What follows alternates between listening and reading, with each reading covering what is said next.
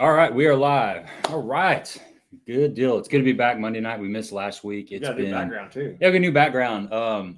So most of you know that I'm in the process of moving to a new home, and I have like really crappy internet at the new house. So I had to come back over to the old house because we do have good service here, and we may be doing a few live streams over here for the next couple of weeks until we can figure out how to get solid. I was gonna say you're just gonna keep this house as just the editing. The whole house is going to be my my YouTube office. We'll just go from room to room. I make so much money off my YouTube videos that I can afford two houses. That's what it is. That's it. All the ad revenue has just been rolling, banging, man. Rolling. So that's why he's still delivering mail every day. That's a hobby. He does that for free now. Yeah, it's just some change. Actually, I was thinking about this today. I own 3 houses now. Okay, so I own the new house. I own the house that we're in now, and I own my dog house. So I got 3 houses. So, do you really own any of them? Are they all still banked? I own 2. I own 2. The other one, I'm not even close to owning. It's gonna be a while. But anyway. Well, congratulations on the new house. Thanks. Like we're officially moved in, living there, right? Yeah. I've slept 4 nights there, and awesome. it's like living in an Airbnb because I'm just not used to where everything's at. Everything's in a weird. You got to figure out where all the light switches go. Yeah. And where the dishes are at, where the food's at, our bathroom's split up. We got 2 separate sinks. My wife's sink's on one side, my sink's on the other side. So we're just trying to get it all. You haven't got up in the morning and pissed in the dresser drawer or anything yet? Not yet. But the night the week is still young, so you just never know what's gonna happen. But yeah, thanks for everybody jumping on here. It's good to see all these familiar faces. It's been a crazy week, so I'm looking forward to just kind of relaxing tonight. And we've got 2 folks from Strike King on the other end of the camera. We've got Mike Russell, and then we got Shane Fetty. Is that how you say your last name? Yep, that's right. Okay, great. So we are going to talk about a lot of Strike King stuff. We're going to talk a little bit about ICAST, product and development, anything you guys out there in YouTube land want to discuss. If you've ever had questions about Strike King Lures, Rather Outdoors, any kind of product development, how things get on the market, ICAST, whatever. This is kind of an open forum. You just throw the questions in there, and we are going to be doing 2 giveaways tonight, which is pretty cool. So anybody that's new to the stream, and I'll make this announcement a little bit later as more people kind of come in here. We do a Sasquatch giveaway. So the way that works is somebody's going to guess a number between 1 and 200, and whoever guesses that number is going to win $25 gift card from Baitworks. And we just learned a few minutes ago that Mr. Russell over there from Bag 5 Baits is going to throw in a Bag 5 crankbait package or whatever bait package, whatever he decides to throw in, and it will not disappoint. So we're going to have 2 giveaways, and we got another number written down here. And as always, when we do have 2 giveaways, you can only win once. You can only win once. That's right. So we want to spread the love to as many people as possible. What about that third giveaway? That 5 giveaway? I'm geared up for this one. What about that third giveaway? Win a date with JB. Ooh, that's good.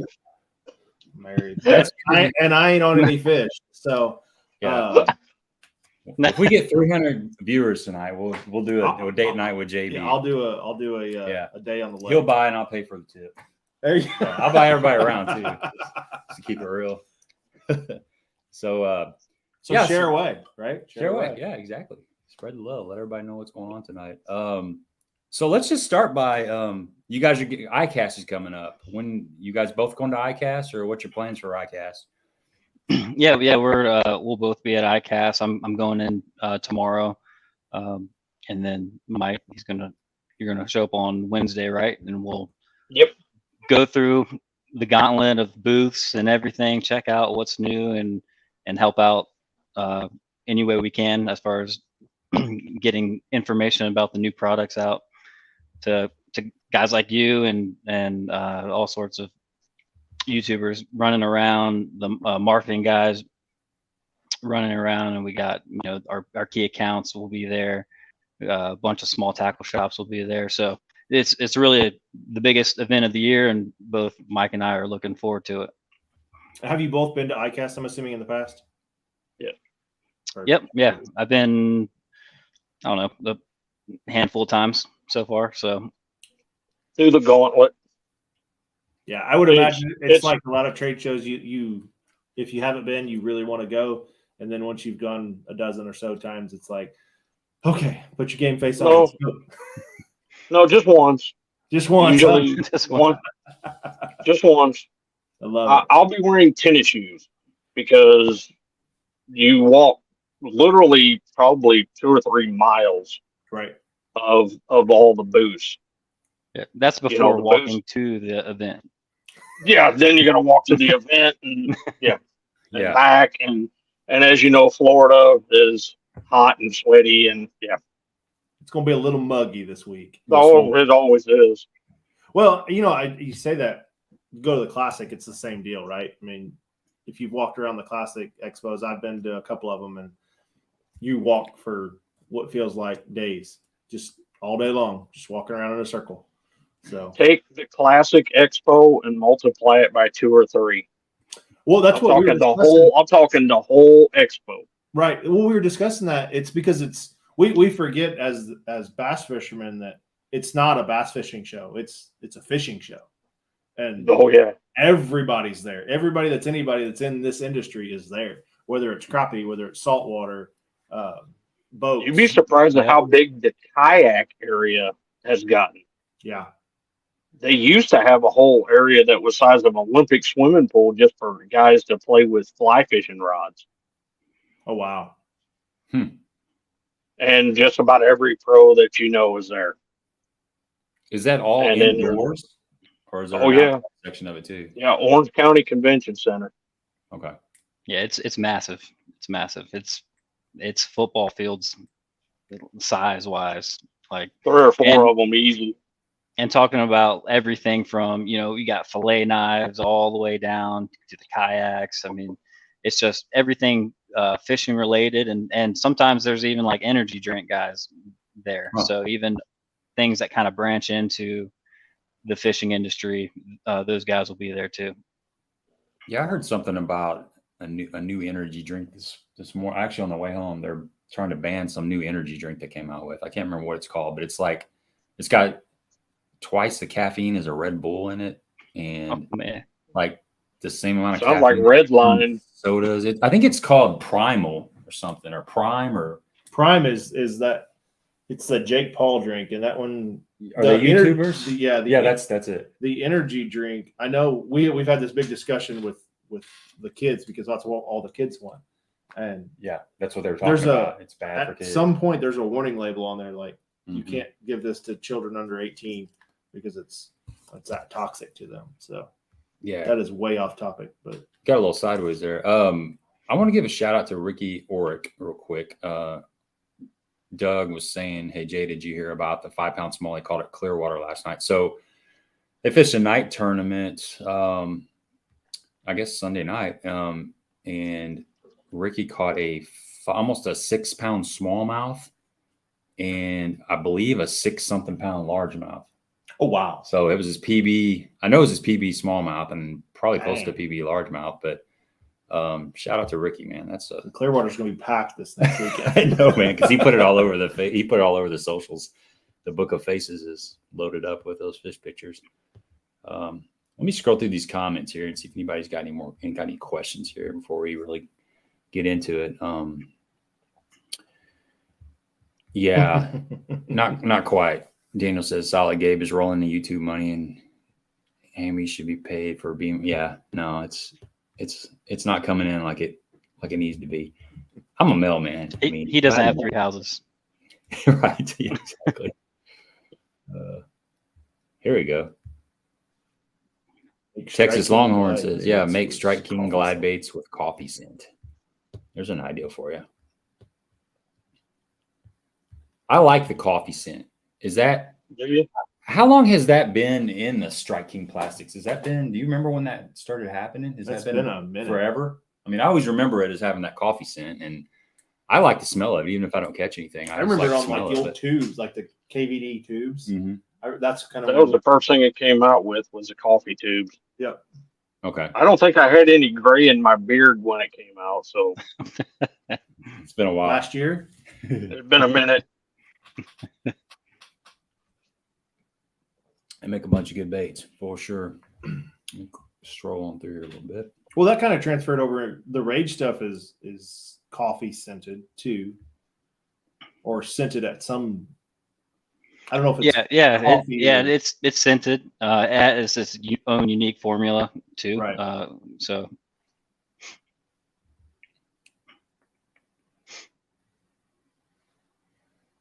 Must be an inside joker there, Jay.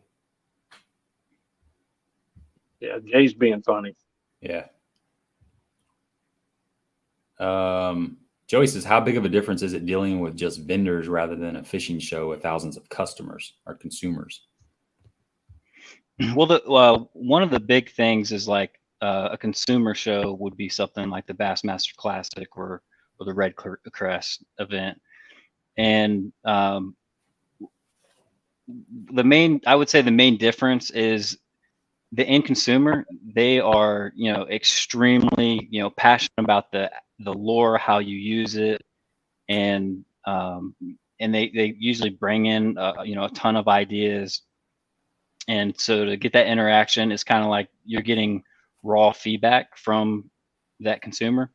And then for these trade shows, when we have buyers come in and everything, we get a different angle. We get the business side, and we get ideas that kind of propel us to, sell 1 million units. Whereas we're looking for maybe the next innovative idea or something. A guy at the consumer show, it's a great opportunity for them to come up and speak with us and kind of work out some problems that they've had, so we can come up with a solution. That makes sense. Stephanie wants to know, do you guys answer questions about luge reels? A handful. Yeah, handful.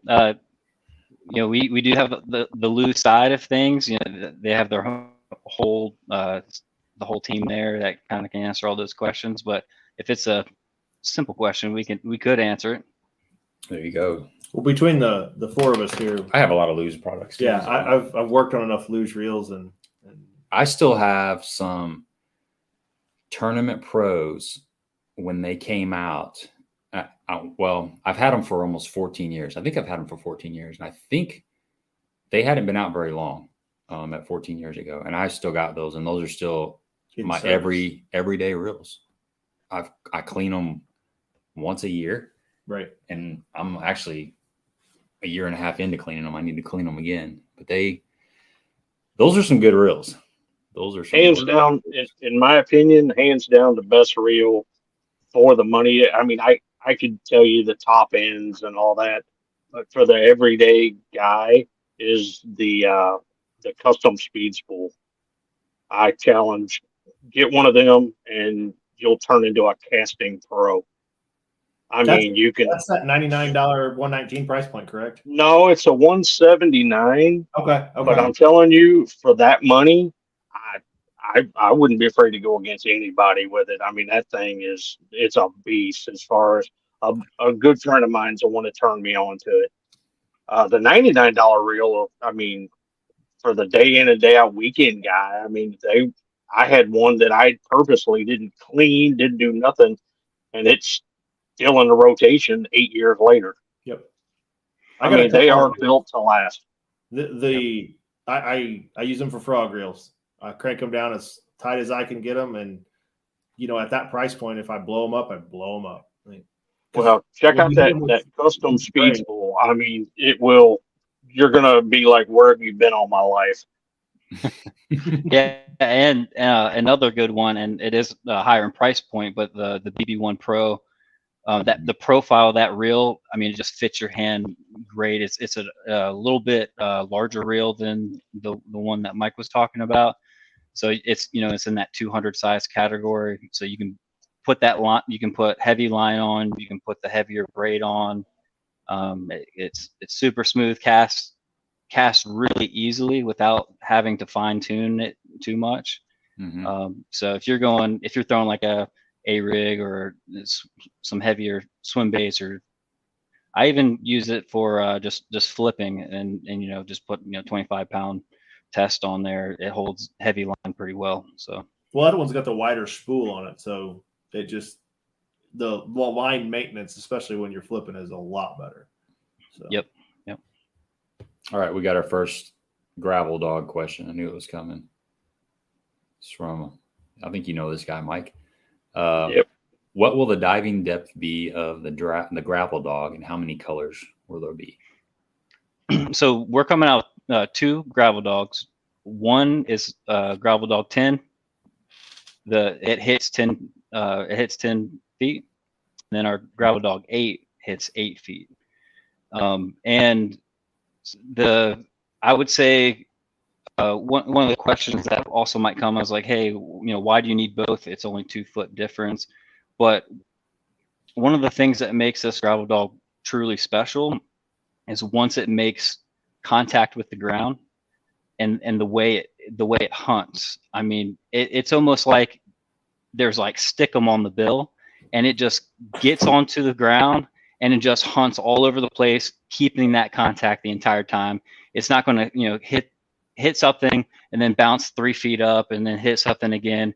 It's just down there, just tracking and just grinding all the way through your retrieve.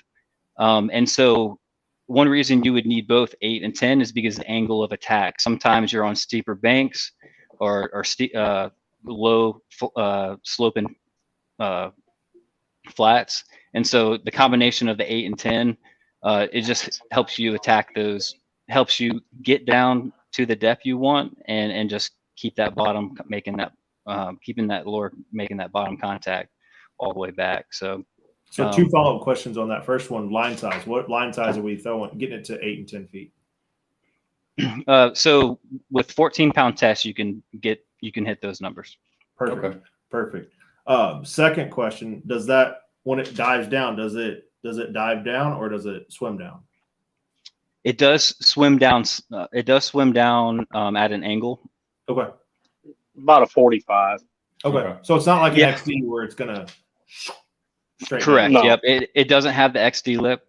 And that's on it with intent. Well, rightfully so, because the XD will deflect more, right, when it hits something. Well, yeah, that will also the XD, the purpose of that thing is, you want to throw it out there as far as you can and let that bill get to that depth as quickly as possible. Right. So whereas the gravel dog, you might be casting up towards a bank, and so you don't necessarily need it to go straight down as fast as possible. Correct. Also, the angle of attack of the bill allows you to hit and deflect off of those rocks extremely easy. And hence the name gravel dog. It's intended to get in those rocky areas and not get stuck or wedged in between the rocks on your way back. Yeah. See, what a lot of people don't know is that I've got baits here. I just don't know what they're here. This is a Salmo Hornet, which is Salmo is also owned by Rather Outdoors.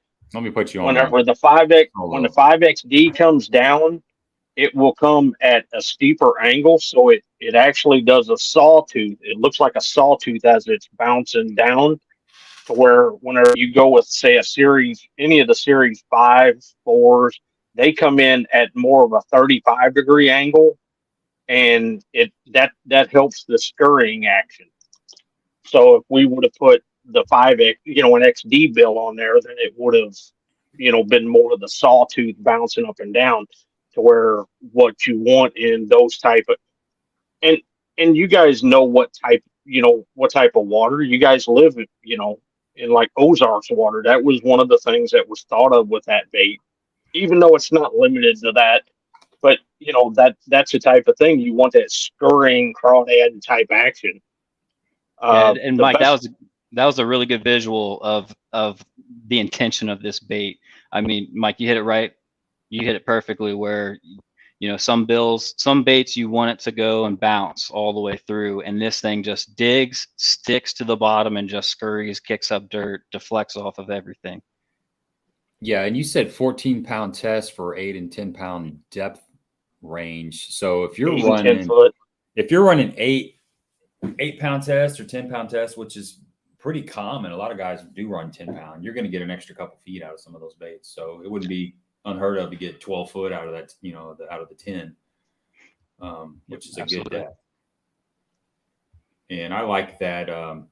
Another thing with that bill design where it's encouraging the bait to stay on the bottom is it allows you to fish it slow too if you want to. You can a lot of times with that type of bait, you're fishing it in cold water. It's notorious. It's one of the first crankbaits that gets bit in cold water. I mean, the flat sides, and this is basically the opposite of a flat side. It's got that crazy action, but you can cast that thing out if it's got the right bill design that's encouraging it to stick to the bottom. You can pull it real slow. You get it down to depth, and you can kind of pull it and just kind of scrub the bottom, and that's another good way to. When they were coming up with names for this one, of course, you've heard of the sexy dog, so we kind of owned the dog market. Me and Shane wanted to call it the gravel hound or a rock hound, because if you think about a hound dog with his nose on the ground just sniffing away, that's what that because that really is what that bait's like. And the question that Bob's asking, that's the one thing about this bait that sets it apart from the ones that people think that it's a knockoff of. This is a year-round bait. We've designed shad patterns. We've designed crawl patterns. If you guys seen Mark Zona's post where he had brought up showing pictures of it, even on the Strike King website, if you go down and it says that, Strike King's released the new gravel dog, you'll see to where this bait was designed for year round. And I threw down on the crawdads. Shane looked at me and I said, Shane, if we do this, it's going to completely be different than anything Strike King done. And so far, we're pretty well knocking it out of the park, because the color patterns are what a lot of you guys, my green gourd that everybody loves, there is a version of it, and it is a strong version of my green gourd that is my #1 seller at any show that I go to. And we've implemented that color into this lineup. The translucent green is spot on, perfectly the light green, like it's supposed to be, that you can actually see through it, not a dark, blotted out. He gave me a lot of space on this one as far as making sure that I did them right. And I'm pretty sure we got some stuff, the herring color. There's a ghost herring that, guys, that thing, it stomps butt everywhere we go, and it's going to be a monster. And it's nothing like that you have seen from the Strike King lineup before. You started seeing them in the KVD Elite jerk baits that I had designed with Kevin, but it's now the whole company as a whole. We're updating everything. Everything's rolling into, going more naturalistic. And as anybody that knows me, I'm a naturalistic guy. I want something that looks real. And Shane can tell you, I look at a bait before I would send it to him. I look at him and say, would I buy it? It doesn't go to him unless I would take the money out of my wallet and buy it.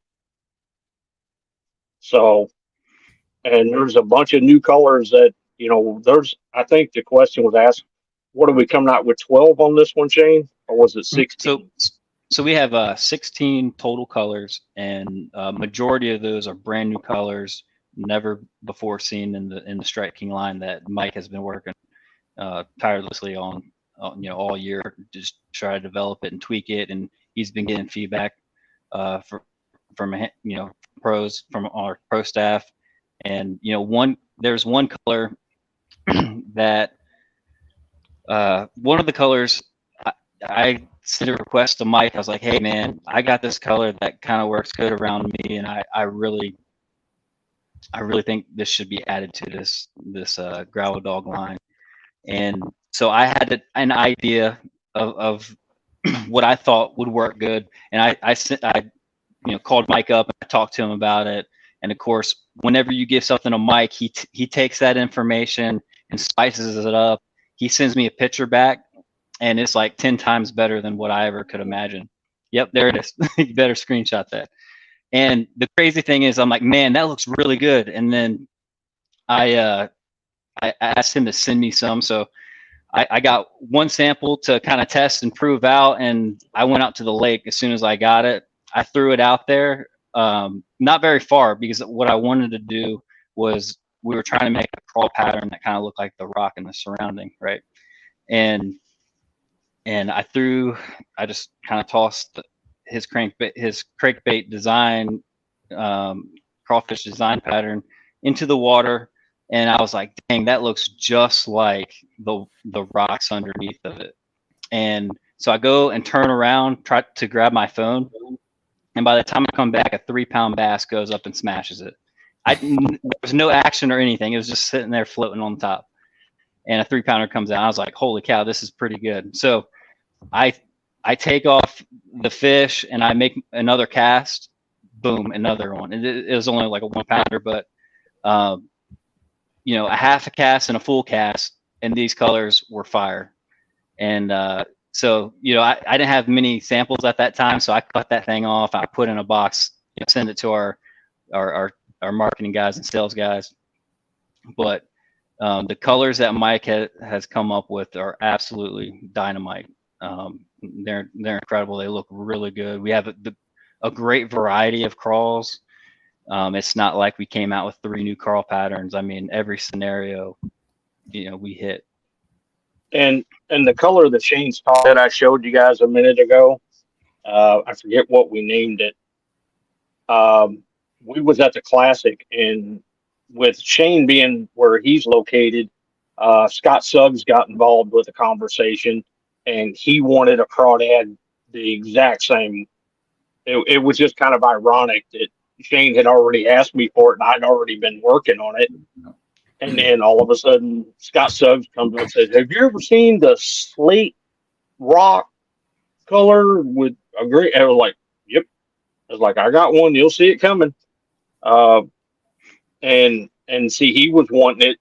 He's an Arkansas boy, and he fishes, Table Rock, Bull Shoals, the Arkansas lakes, and it was just kind of ironic that things like that have been coming together like it has.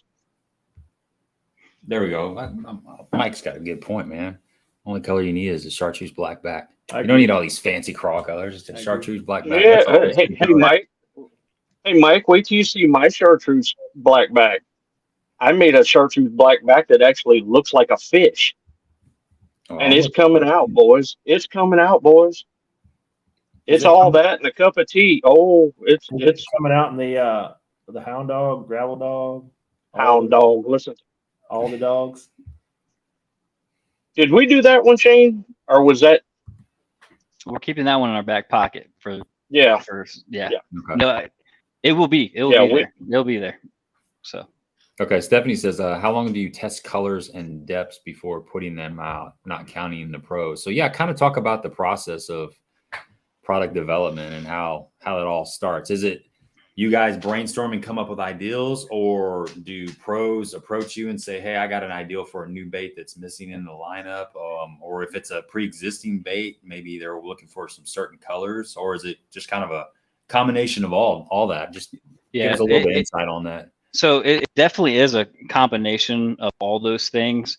And some things come from internally. The whole Strike King team, I mean, we're all fishermen, and so we have our own ideas. We know certain colors work at certain times of year on certain lakes, and then we have the best pro staff we could ask for, as far as wealth of knowledge. I mean, we could sit here and talk about trophies and wins and AOI titles and things like that, but what I mean by the best pro staff is all these guys are really willing to give us feedback and give us ideas. So we take that very seriously.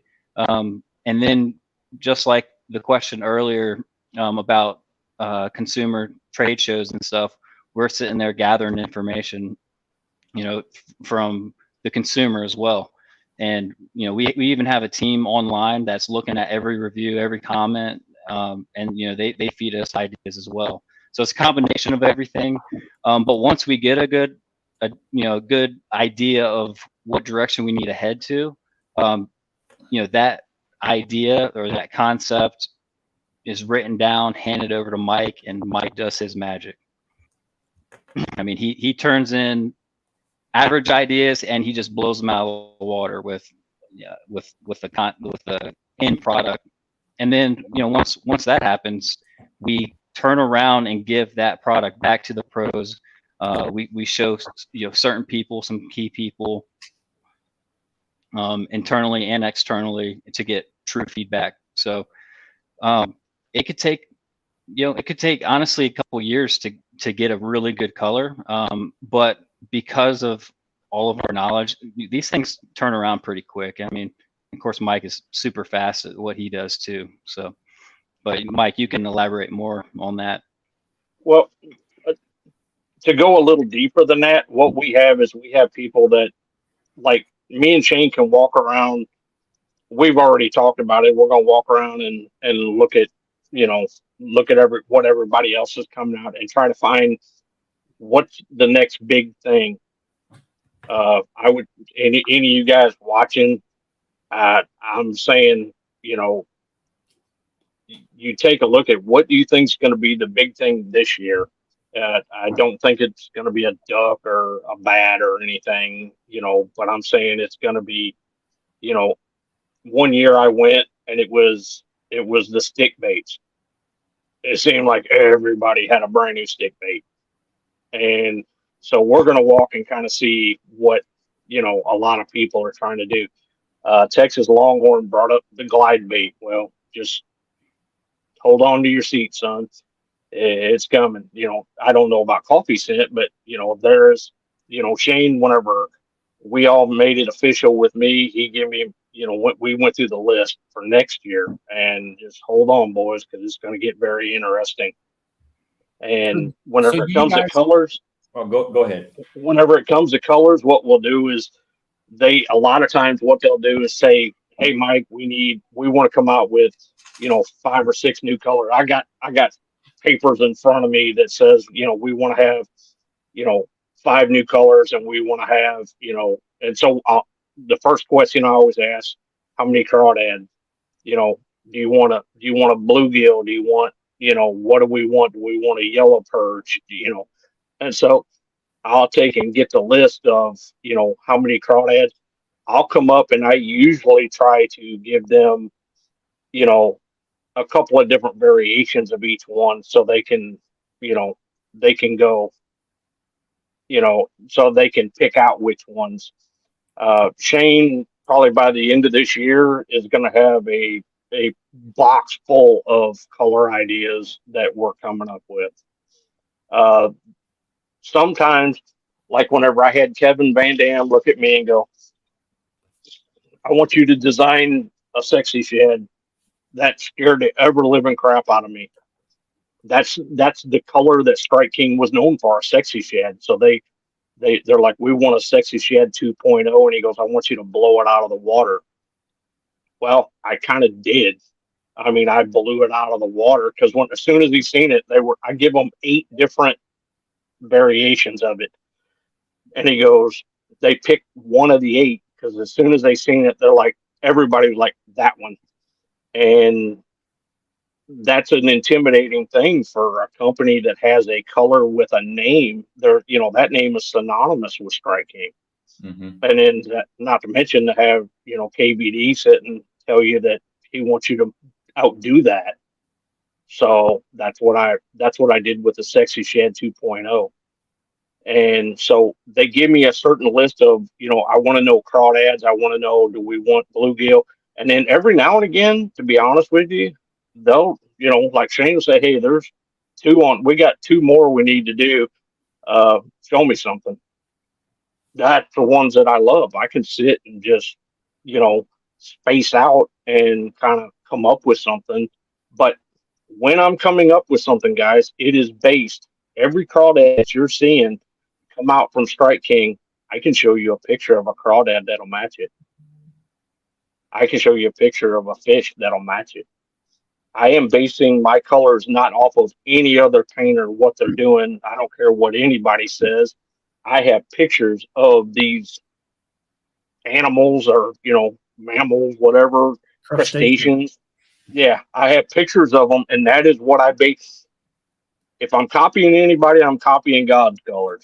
So what he give me a big enough palette to copy. I don't need anybody else's. Do you have typically when you come out with a bait design, whatever it may be, do you have a target amount of colors that you try to fit in, and then maybe see how that cells are on that bait, and if it kind of takes off, you expand? And if you do have a target, amount of colors, what is a typical amount of different colors that you would have? It definitely varies per project, but what I will say is this gravel dog's kind of a good example. The way we look at every single lure is we look at every single lure as a tool, and it has a specific purpose. It can be used outside of that purpose a little bit, but we wanted something like for the gravel dog, for example. We in our portfolio of products, we have a lot of crawl colors that have been around forever, and so it's time to update those things. And so when we were developing this new crankbait that has that crawl imitation action in the lure, now's a great time to add those extra crawl colors in there. So like to answer your question, it really depends on the project. But like I said, each lure is a tool. And so if we were building a crankbait, for example, that for example, like an 8XD, we probably won't have too many crawl colors in that one. That will lean more heavily on, the bigger gizzard chads and the bigger forage species that imitate that lure imitates.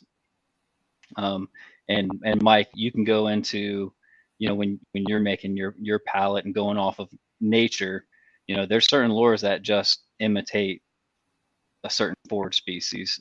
Spinner baits, there's gonna be a lot more shad patterns than a crawfish pattern, for example.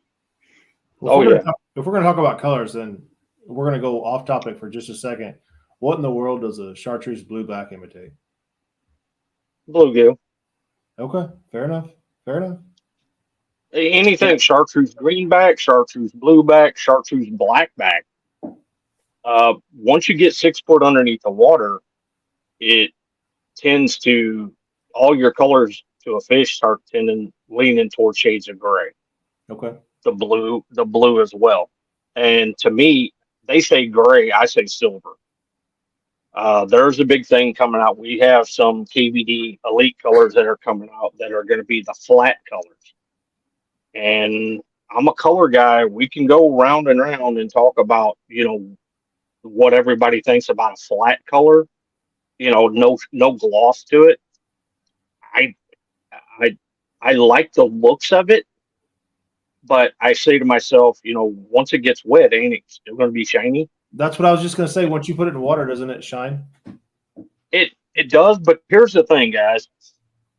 A flat color, they add talc, like talcum powder. Mm-hmm. They add talc to a clear coat. What that does is that takes the clear out of it. Okay. It actually changes the color of the baits that you're doing. I sent baits to Shane and said, Shane, you got to see this in a flat, and you got to see it. In fact, that slate crawl, or what did we name that one, Shane? It's bone crawl. Bone crawl. The bone crawl. I said, you got to see this in a flat. But it literally, exact same paint, put the clear coat on it, it changes the colors of it. And so sometimes that's the effect that you get out of it, as opposed to of it not being shiny and it being, a flat. It'll change the color just a little. I painted some greens, and guys that follow me on Instagram and Facebook and stuff like that, you'll see some greens that I called like a natural crawl, And it is the exact same green on my green gourd as it is on that. But if you look, that natural blue, it looks lighter. And that's because of the talc that goes into the clear to make it flat. Technical stuff, man. Very technical. Wow. What's up? So what you're saying is that just putting sandpaper There's on my boy. Yeah, what's up? Good to see you on here, man. Just putting sandpaper on it doesn't count. If you're going to do that, then I would recommend getting like a 1,500 to 2,000 grit. Okay. Or just get you a gray Scotch-Brite pad and rub the shine off of it. Okay. If that's what you want to do. I had a guy tell me that on Smith Lake in Alabama, he's been throwing the Strike King Watermelon Red. And he told me that with the Watermelon Red that it can't have any shine, that the spots just crush it. And it's like, well, it's kind of hard to do. And that's another thing that some don't understand. I've been in this thing for 10 years, is that it's hard to do baits that are going to be specific to a lake. You know, we can do it for an area, but just per lake is kind of hard. But what he didn't really understand that he was doing, but by taking the shine off, it actually lightened the color of the bait. That's where a flat color would, you know, make it dial in a little better. Or whenever you see the new gravel dog, you showed a picture of it a while ago, the transparent green. It's a lighter green. It's what it's supposed to be. You know, whenever you think transparent bait, that's what you want to see, is the transparency of it. And it helps it blend into the surrounding area a little bit better too, because that light's refracting, and the transparent lure, you can see what's on the other side of it, and so it just blends that color even better. So a lot of times those transparent colors are dynamite, just because it's camouflage to whatever you're throwing around too. Yeah, that stuff makes a difference. I don't care what you're throwing. Like even a swim jig. I fish a swim jig a lot around here, and water's really clear right now. We haven't had rain in forever, and you can catch a lot more fish if you just throw a swim jig that's got more of a translucent color on it. Still a shad type of pattern, but something that's bold, like a white with chartreuse. You know, it stands out a little bit too much most of the time. Green pumpkin's a little more softer, but then you throw something that's kind of transparent, kind of blue glimmerish type of color skirt or something in this clear water, you can still get bit on a swim jig, even on a sunny day at times. I did want to send a shout out to BMP Fishing. Congratulations on the baby. Yeah, most definitely. Yeah, man, he does a great job on his YouTube channel. Hell of a fisherman, just all around stand up guy. Yep. Hear about him is just good stuff. Oh, Stephanie says, do you have a sample bait with a new Sexy Shad 2.0 color on it?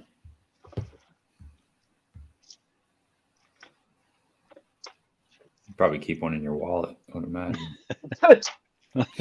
Well, I got something I'm doing for Shane. Mine is the hooks. I got something I'm doing for Shane. All my samples are at ICAST, so I know Mike's got something in there. I do. There goes Solo.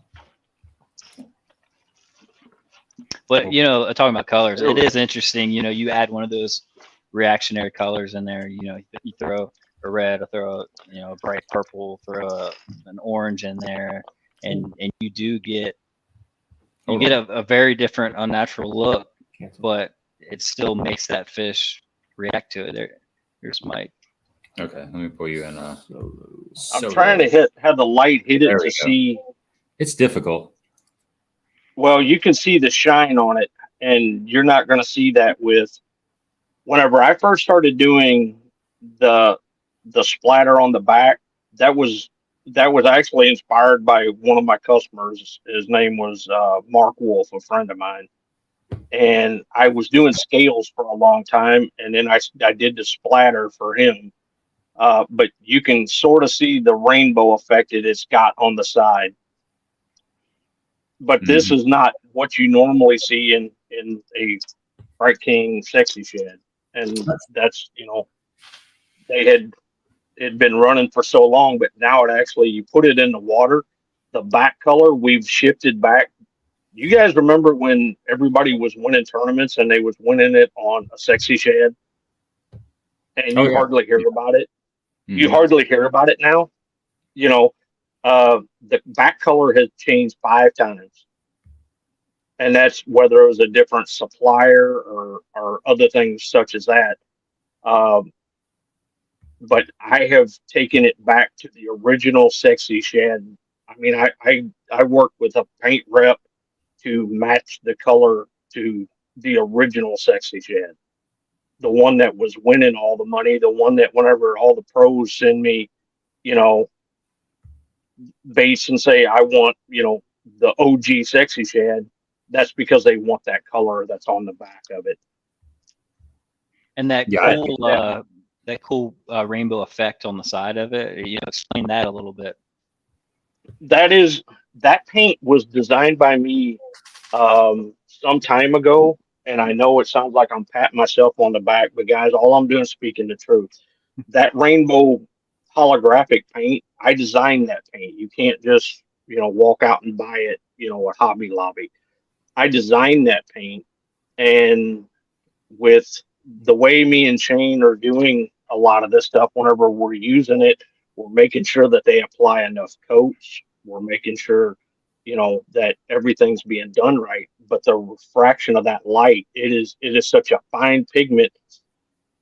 Years ago, do you guys remember the Cotton Cordell G finish? Mm-hmm. I do. Yep. Because I'm testing the age of some guy. I was trying to actually match the G finish, and the G finish was done in a way that was very, very, very expensive. And as close as I could get to it, that's, you know, was working with a manufacturer that makes this paint. So it's beyond, whenever you put the light to it, it's beyond what, you know, you just can't go out and buy it, which I'd like to be able to tell you could, and it's got my name on it and all that. But I had to help design how many coats it could be sprayed at one, you know, when they're painting it, so it could be done in a hurry, you know, for production purposes. And that's another thing that I get asked all the time. You know, it's like, I designed the colors, and they go, well, how do you know, I didn't know they had a production facility in Kentucky. It's like, no, I designed the color, then I work with the factories to have them match it. You essentially give them a paint by number, right? I mean, crude. Sort of, kind of. They've been doing it long enough that they can get pretty close. I just got to help dial them in.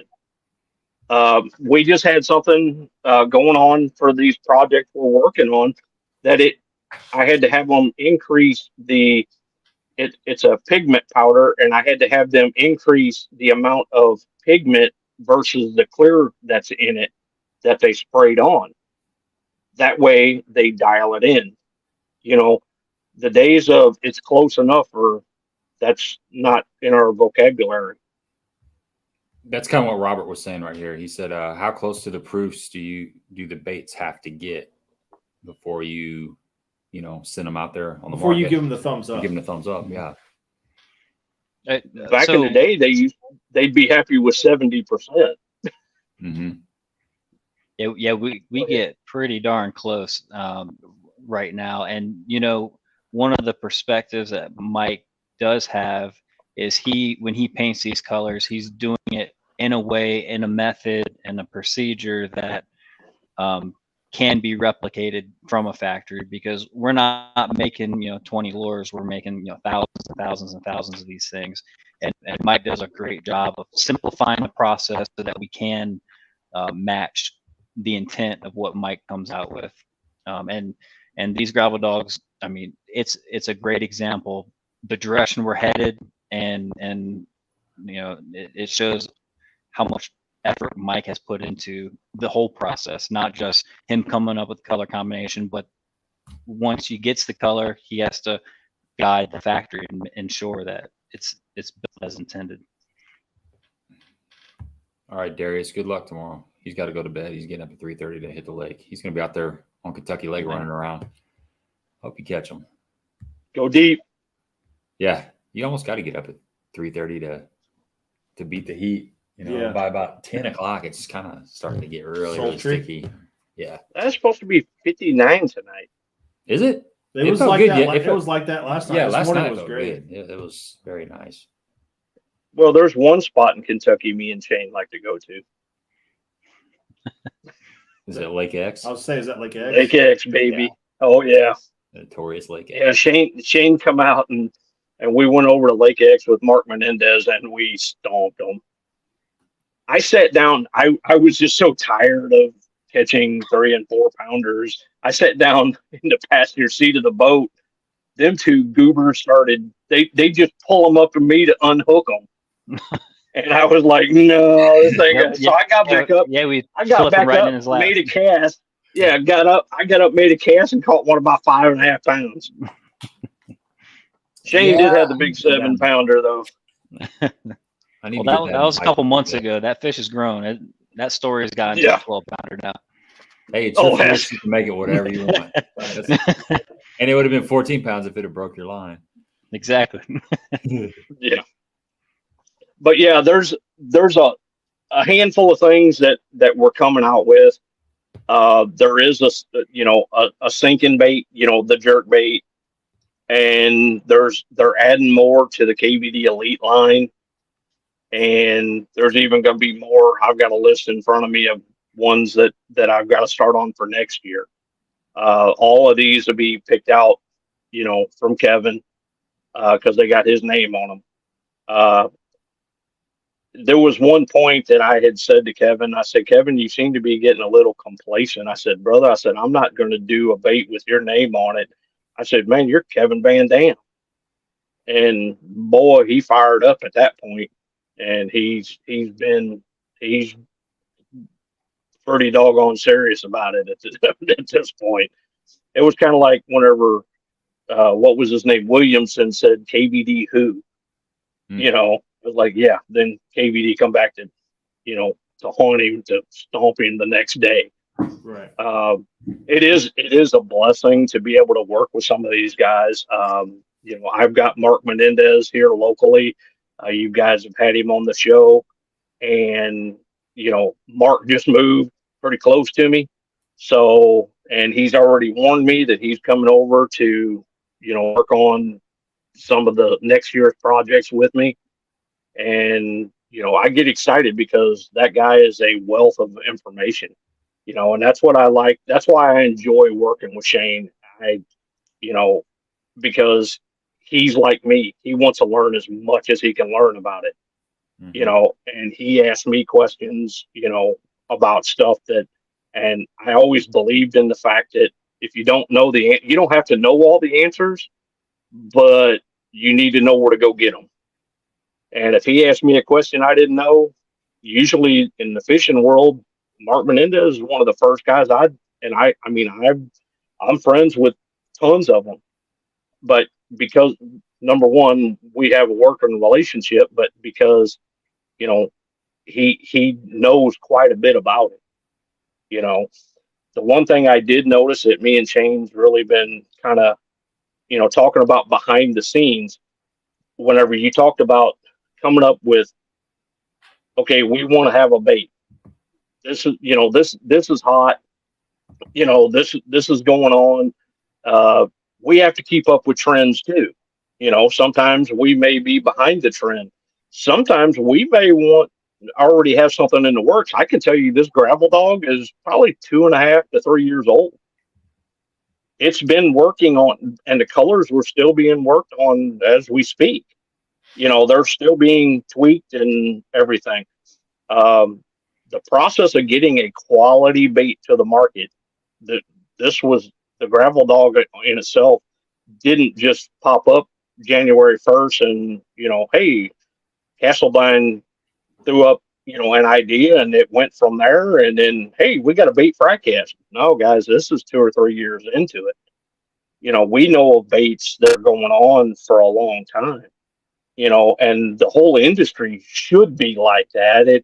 I'm not saying 2 or 3 years, because, there's some guys that can do things, you may get lucky and hit it right out the chute. But, you got to think that we were coming up with an 8-footer and a 10-footer, and we were doing it for a reason. This is what our pros, and you can start, look at the Strike King guys, look at the names of them. It's a mile long, and they're all guys, that we got young guns, and we got graybeards, and these guys are out there hitting a lick every day. I told Mark Menendez, I said, Mark, I had 2 things fishing the Alabama Bass Trail this year. I had 2 things that got me. I had a shad spawn that I didn't know was going on. I was told it was going on, but I never seen it in 4 days of practice. And then I had a mayfly hatch on Wheeler Lake. Ungodly that I've never seen a mayfly hatch like this. Well, these guys fish, from the south up to the north, and they get to see a shad spawn 2 or 3, 4 times, and they can, kind of dial in. Well, that's the things that you get from these guys, is learning what baits are working during those times. And that's where me and Shane, get to sit and pick their brain and ask them all these questions. Well, why do you think this? Why do you think that? Why do you want a bait to do this? And so we're asking questions. It sounds like we're improving our fishing, but we're actually improving our fishing and working it into the baits that we got and the baits that we're coming up with. We do have a guy that's a stud in Texas. Todd Castledine is, whenever he come up with this bait, he got blessed and got nailed it on the first try. But then it had to be even though he nailed it on the first try, then you hand it to somebody like Kevin, and Kevin's got, it's close. And I see that so much working with these pros, that it's one guy may like one thing, one guy may like the other, and we have to meet them somewhere in the middle. And it's the same way with colors. It's the same way with designs of baits, what hooks to put on them, and so it's an interesting, it's a journey that, I love being on it. I love the fact of, we look and say, hey, the industry says that, we need this. And so we work on this. There's baits, if you look at the Strike King lineup, that we don't have necessarily in the lineup, but that doesn't mean that they're not being developed. And I can tell you at this point in time, the deeper I've gotten into the company with working with them, I've seen that there's a lot more going on with the pros having input into it, and, the whole product and development. And that's what I told them. I want to be part of product and development. There's probably more that goes on behind the scenes than the average Joe knows. How many baits that go to market, get tried, get thrown in the trash can. Maybe the idea sticks around for 3, 4, 5 years, and then it gets improved. And what started out as this transpired into something completely different, but was a winner. But it all came from a sketch on a napkin or a note piece of scrap paper in somebody's pocket. That's probably where some of the best ideas come from. I understand that it's competition, but the Gary Yamamoto Cinco, came from a pen, right? A Sharpie. Mm-hmm. Probably one of the pinnacle baits that things have been created off of and improved on.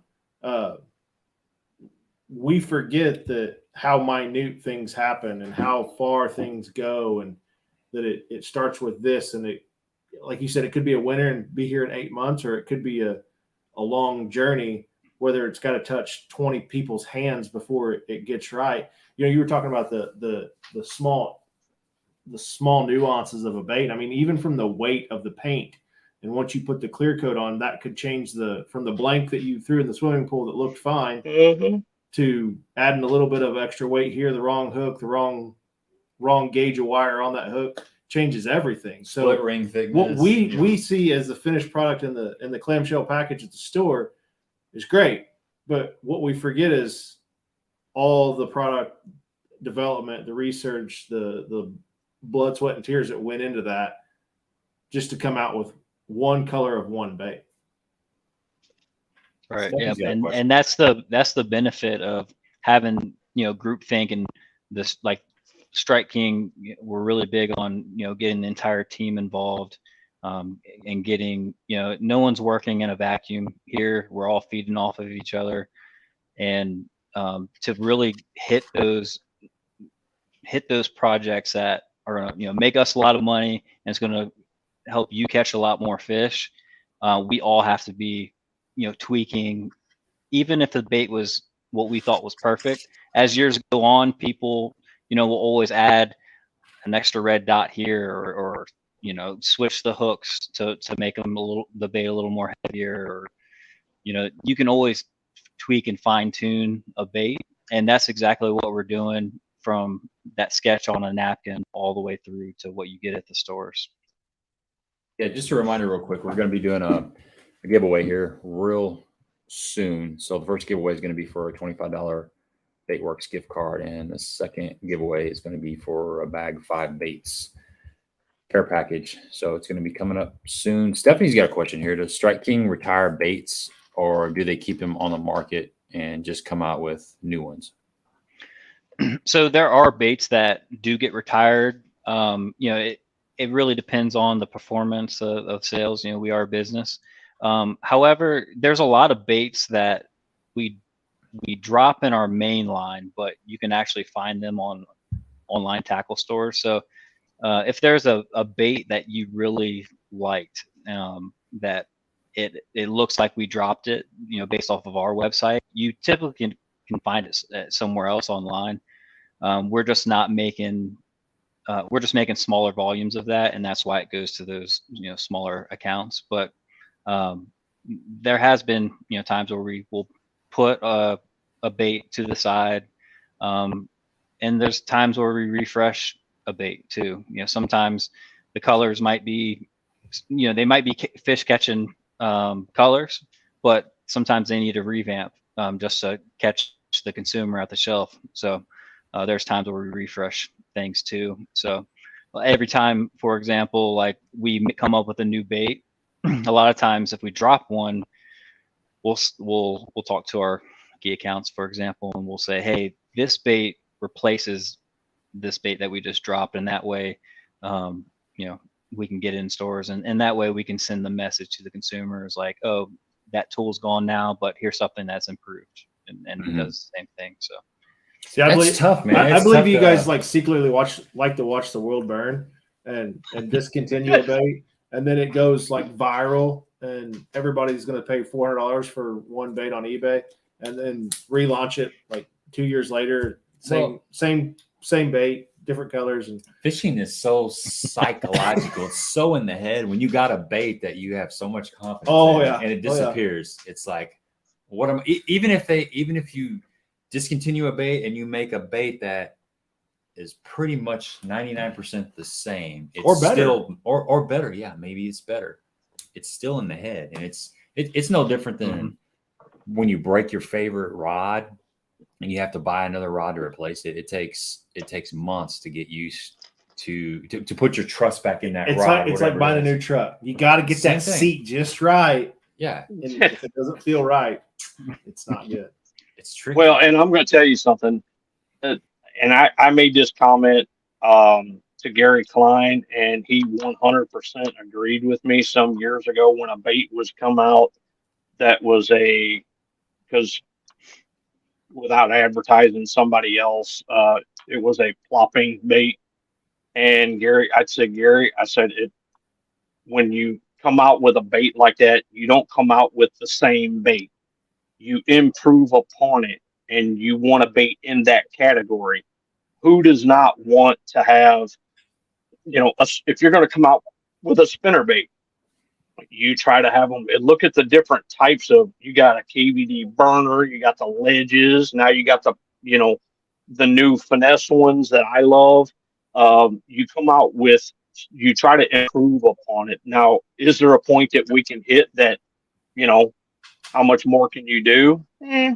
Sometimes there is. Sometimes, you know, hey, we're a bait company and we want to have, you know, we want you to one-stop shop.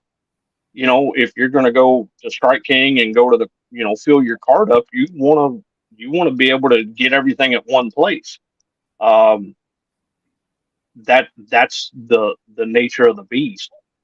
So sometimes whenever you see a bait that resembles something else or whatever, that's the company trying to to round out their line. Mm-hmm. That's all it is. You're trying to round out the line. You're not, you know, knocking it off at a lesser price. I can tell you the one thing that impressed me is, you know, Strike King owns its manufacturing facility. Not a lot of companies can say that. They own the manufacturing facilities. So whenever, you know, we don't have people, I noticed this whenever I went to China before, you had to deal with the close enough theory. Well, this is the best I can do. Well, at this point, me and Shane can look at him and go, no, it's not. No, you're going to do better. You know, if you're not held as a hostage to it. And so we're capable of saying this is what we want. We set our standards to, like the question was asked, how close do we try to get? If I know they can't do a custom paint or paint style, so if they can get 95%, you know, I'm painting it in the style that they should be able to do. You know, whenever I send samples, they should be able to do it. So if they can get 95%, that's the naked eye. Most guys wouldn't be able to tell the difference. And we don't want the production base to look any different than what, you know, the sample that they were provided with, you know, to come out like. Yeah, I'll say something about our supplier. You know, we're not a customer to them; they're one of us. So we're all on the same team. We all want to improve, you know, our processes and get things out the door the right way. So that is a big benefit of our partners who we work with and who's a part of our team too. What at the end of the day, if you guys win, they win, right? That's more production that they're going to come up with. Yep, so. Yep, and having that same goal and mindset is key. So Stephanie's got a burning question here. Yeah, shout out to Rich from Hellabass, and then TV Brock. Thanks for coming in here. And we got 3 really good topics to touch on here. So Stephanie says, how much are you designing baits for forward-facing sonar and 360 electronics, or is that even possible? I noticed you've got the KVD, the Deep 300 sinking, I think, and that's definitely, in my opinion, got to do with forward-facing sonar, because you see those fish out there, and it takes forever to get a bait down to them. If it's a suspending jerk bait, it's not going to get down to them if they're 15 feet. You're so that sinking, that point, right? That sinking jerk bait, slow sink jerk bait, is definitely forward-facing sonar based, in my opinion. Is there a big push with the forward-facing stuff? Absolutely. And that forward-facing sonar stuff, that stuff is going to stay. You know, so that's always been on top of mind. We're starting this year with that sinking jerk bait, and there's a lot of things that go into the design of a bait too. It may not be as obvious, but there's certain baits that work really well and show up on that forward-facing sonar really well. And so sometimes we put features into a bait that, you know, allows it to show up better on the sonar. But I think the key thing is with forward-facing sonar, I think everyone's learned so much more about how fish react and where they are, you know, related to the bottom, suspended, and how lures react to them. So even though we may not come out with something that says forward-facing sonar, we have like identified, hey, our portfolio of lures can only reach this, and this, and so we need to add something. One of the reasons for this gravel dog is we didn't have a smaller profile bait that hit that 10-foot mark and that 8-foot mark, and so we identified that you know, and not directly with forward facing sonar. However, forward facing sonars taught us everything about how everything reacts. So getting that gravel dog 10 and 8 is not a direct I mean, it's an indirect correlation from forward facing sonar. So, well, you got to design your baits around that now, like not necessarily around seeing a bait on forward facing or something like that, but we've learned so much in the last 3 to 5 years of how fish react because of forward facing sonar that things that we thought we knew for the last 20 are obsolete now, right?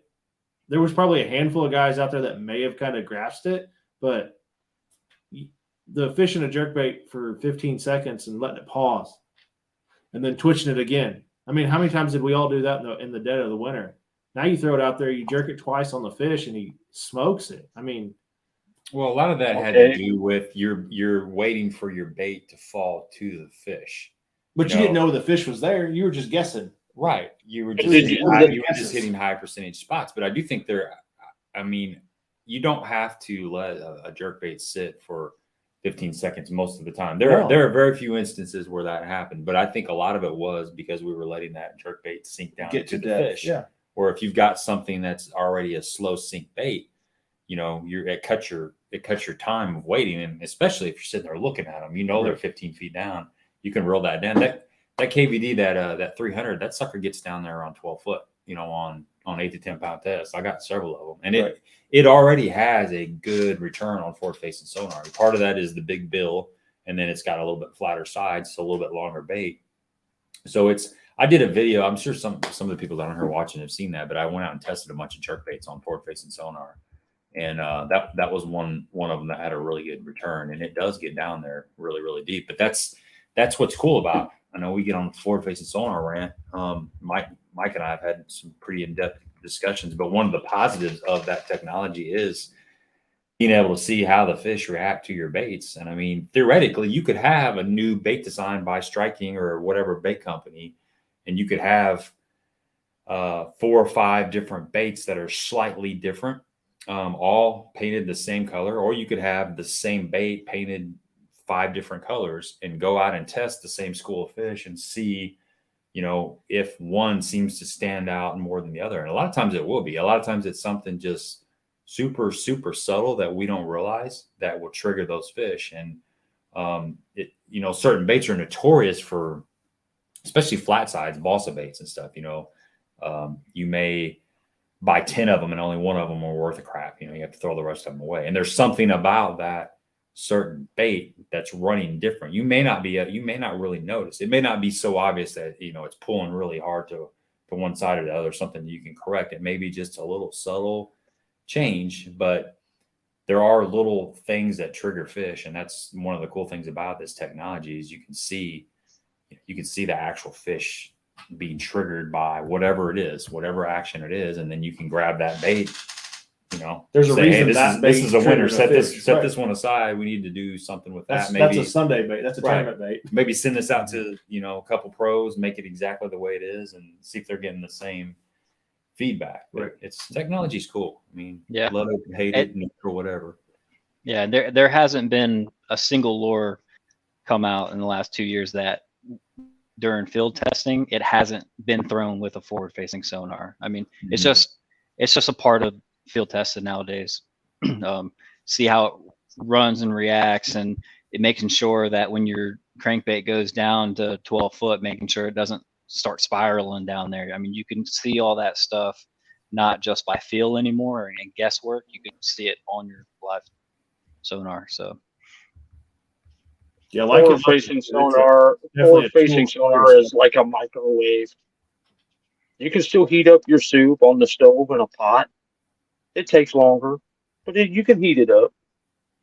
But now we'd rather throw our hot dog in the microwave and hit 30 seconds and watch it blow all the pieces instead of boiling it in water.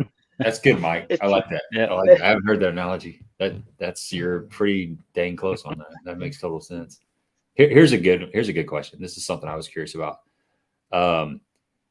He has so much confidence in the Rage series. Any info on the new Rage Hawk? So that's a new soft plastic bait that Strike King's coming out with. Yeah, it's a brand new shape for this year, a brand new shape. I don't think there's anything like it on the market currently. But what I'll say is this bait was specifically designed around a 5/0 hook, and so this bait is extremely compact. It's 2.75 inches. The nose of that crawl, the 5/0 hook goes right outside of that. So there was bed fishing in mind when we designed this bait. So a lot of times, like let's say a rage bug, those fish will come around and just grab that pincher that's sticking way out there and pick up the bait. So the hook is along the entire body of this crawfish. So that's one feature that this bait was built around. The second thing is those raised arms that go all the way down to the back of the body. Those things kind of do this crazy wave pattern. It's not just flapping anymore. They're kind of doing the wave all the way throughout the body. So it gives it a really interesting action. And, if you've seen crawfish, it kind of just looks, they kind of just look like, and it's kind of like a jig, a jig just looks like kind of just a mop down there. And so this compact wide profile with those arms that just sit there and wave as you're dragging it, it gives it a really unique profile. Also, those arms, if you don't move it, those arms stand in a natural defense posture. So there's just a lot of things going for that bait. It's extremely effective. Bed fishing, and there's other areas you could use it as far as like punching and things like that too. But that profile is like it's bigger than a Ned, but it's right there. So it's a really unique bait. When you said punching, that was my first thought when I saw that bait. It was super compact, get in and out. Doesn't have a lot of stuff to hang up as it goes down. Mm-hmm. So we punch a lot around here. Jig trailer. It looks like you can do a lot of stuff with it. Yep. And you can put that 5/0 hook on there and really lay into them too. Right. Okay. Is that coming in all the colors, the standard soft plastic colors? It is coming in. There are no new colors in that one. It's coming in our base, rage crawl colors. Which covers everything you can ever want, really. So it does have a good color selection. There was another question up there. Was there? Thought so. Yeah, they're right there. Like Keith's question. That's an interesting question. What's the replacement for the gold sexy shad square bill? I would imagine that's a color that you guys may have discontinued. It's probably what, like the gold chrome sexy shad. That's what I was thinking. I have a couple of those in a red eye. Yes, thank you. My shad. gosh, my brain went dead there for a little bit. Yeah. So, well, I don't have an answer necessarily for that. It is one of those colors that we drop. But whenever there's a color like that where we get a bunch of feedback and reviews, like if there ever is a color that was dropped, we always take that account. We record and keep track of comments like that, and then you might see something in the near future where Mike kind of does a variation on that just takes it up to the next notch. So I tell you one thing that's not talked about. You guys talk about discontinued colors, all the products that come out is and we were talking about my Strike King hack gave me a bunch of grief for where I dug this one up at. This came. I was impressed. Yeah, I'm impressed that you had that in storage somewhere. This came from and we don't want to talk about product failure, but a product failure. Products fail, right? I had a bunch of baits that split open for Strike King. I called Strike King up, and literally 3 days later, I had every bait that I had busted brand new in a package. And a hat. So that just gives you, like, not only do they customer service is good. Absolutely. Absolutely. Second to none. I mean, I wasn't expecting that. I was expecting well, sorry about your luck. And you had those sitting out in the garage in the heat for a while. Too, yeah, they weren't like baking in a box outside, but they were in my garage where it was probably 100 degrees, 110 degrees at most. So they took care of me. They did the right thing. So there's always, a lot of people are, interested in talking about the front end of the business and the developing of everything, but there's this whole post-production system that we have in place that's constantly monitoring products that are out there, and we want to hear those feedback. Like if you didn't say anything, we would have never known that our baits are popping. So we take all those, we don't want to make those mistakes, but we understand it's part of it, and the most important thing, we can learn from it. And so I think that's what kind of drives our customer service.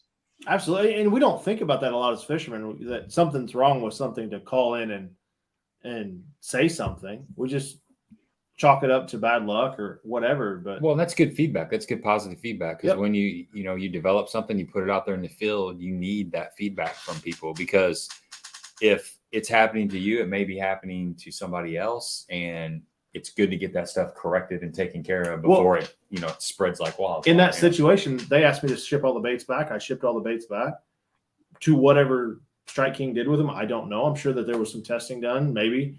But at least they cared enough to get the baits back and try to figure out a solution. So moving forward, they don't have that issue. Right. So exactly. Yep. You talk about your manufacturing. I mean, there you go. It's quality control down to a manufacturing facility that you guys own. So. Yep. And we take all that feedback very serious. KVD says something, we take it serious. If some random Strike King user says something, we take it just as serious. Right. We think all feedback is good. So, Shane, you live in Oklahoma? Yep, I live in Tulsa, Oklahoma. What's the Sasquatch population like down there? You ever hear any Sasquatch stories? Man, there's plenty of stories. Actually, my girlfriend's grandparents, they're believers. So really, I hear all sorts of stories on a regular basis. So. Have they had any possible encounters? I'm glad you finished that. I thought you was gonna say my grandma or my girlfriend's mom. Yeah, you would get me in trouble, Mike. So they've heard them. They've done the whole howl or the whole call. That crazy show. Yeah. Bigfoot. I don't know. I need a demonstration. I don't know what you're talking about. Man, I don't know anything about it, man. But they have had what they think are something calling back to them when they're doing some sort of encounter, like a wood knox. That's interesting. Yep. That's a hotbed down in there, East Texas. There you go. Hey, it's a big world, man. That's what I always say on here. It's a big world. You can't rule anything out. You just never know.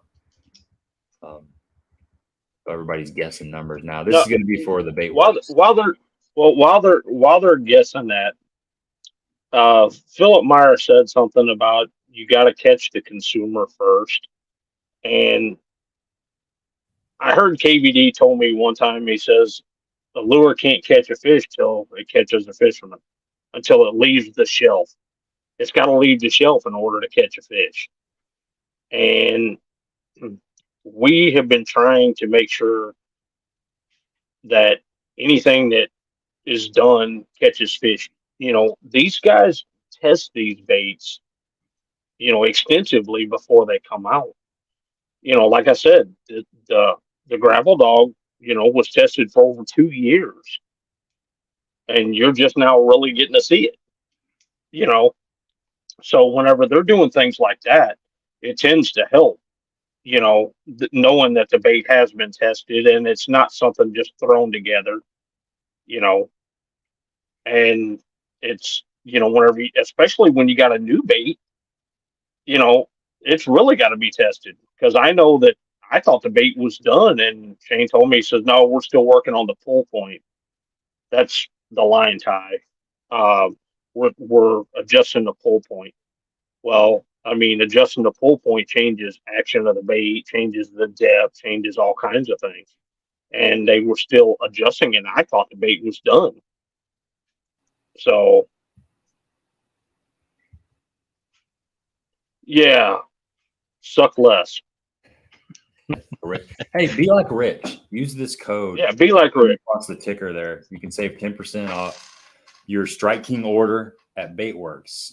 If you're looking at some of these new products, they will be coming out soon. And the whole Strike King lineup is at Baitworks. So you can use that code THM10. It's going to get you 10% off your order. We have a winner, Dax Marshall. Congratulations, Dax. Send me your email at Gabe Montgomery Fishing, or 10 Horse Monty on Facebook, or 10 Horse Monty 6 on Instagram. Just send me your email and I'll get that over to Brian in the morning from Baitworks, and he will send that virtual gift card to you tomorrow. He's pretty quick, so you'll probably have it midday. Speaking of, if you're in the area, Springfield, Missouri, that is, and you haven't been there, it's nice. I got the opportunity to go down there last week, and it's stocked up. Yeah, it is. It's stocked up. They got big swim baits. They got a little bit of everything. It cost me a little bit of money. Yeah, they got me for a little bit. So yeah, I've been there 3 times, and it's been 110, 160, and I think 225 each time I go. Oh, they didn't give me for 3 digits if my wife's listening. So 3 digits. Good answer. Good answer. Let's talk a little bit about the chick magnet. I mean, the chick magnet's been one of those baits that it really just took off in popularity. I mean, a lot of people have one of those in their tackle box. How did that kind of give us a little bit of backstory on the chick magnet? It did 2 different things. It took off, had a great backstory, and then people got it, and I had guys that were disappointed in the fact. I've got something that old balsa guys would just love.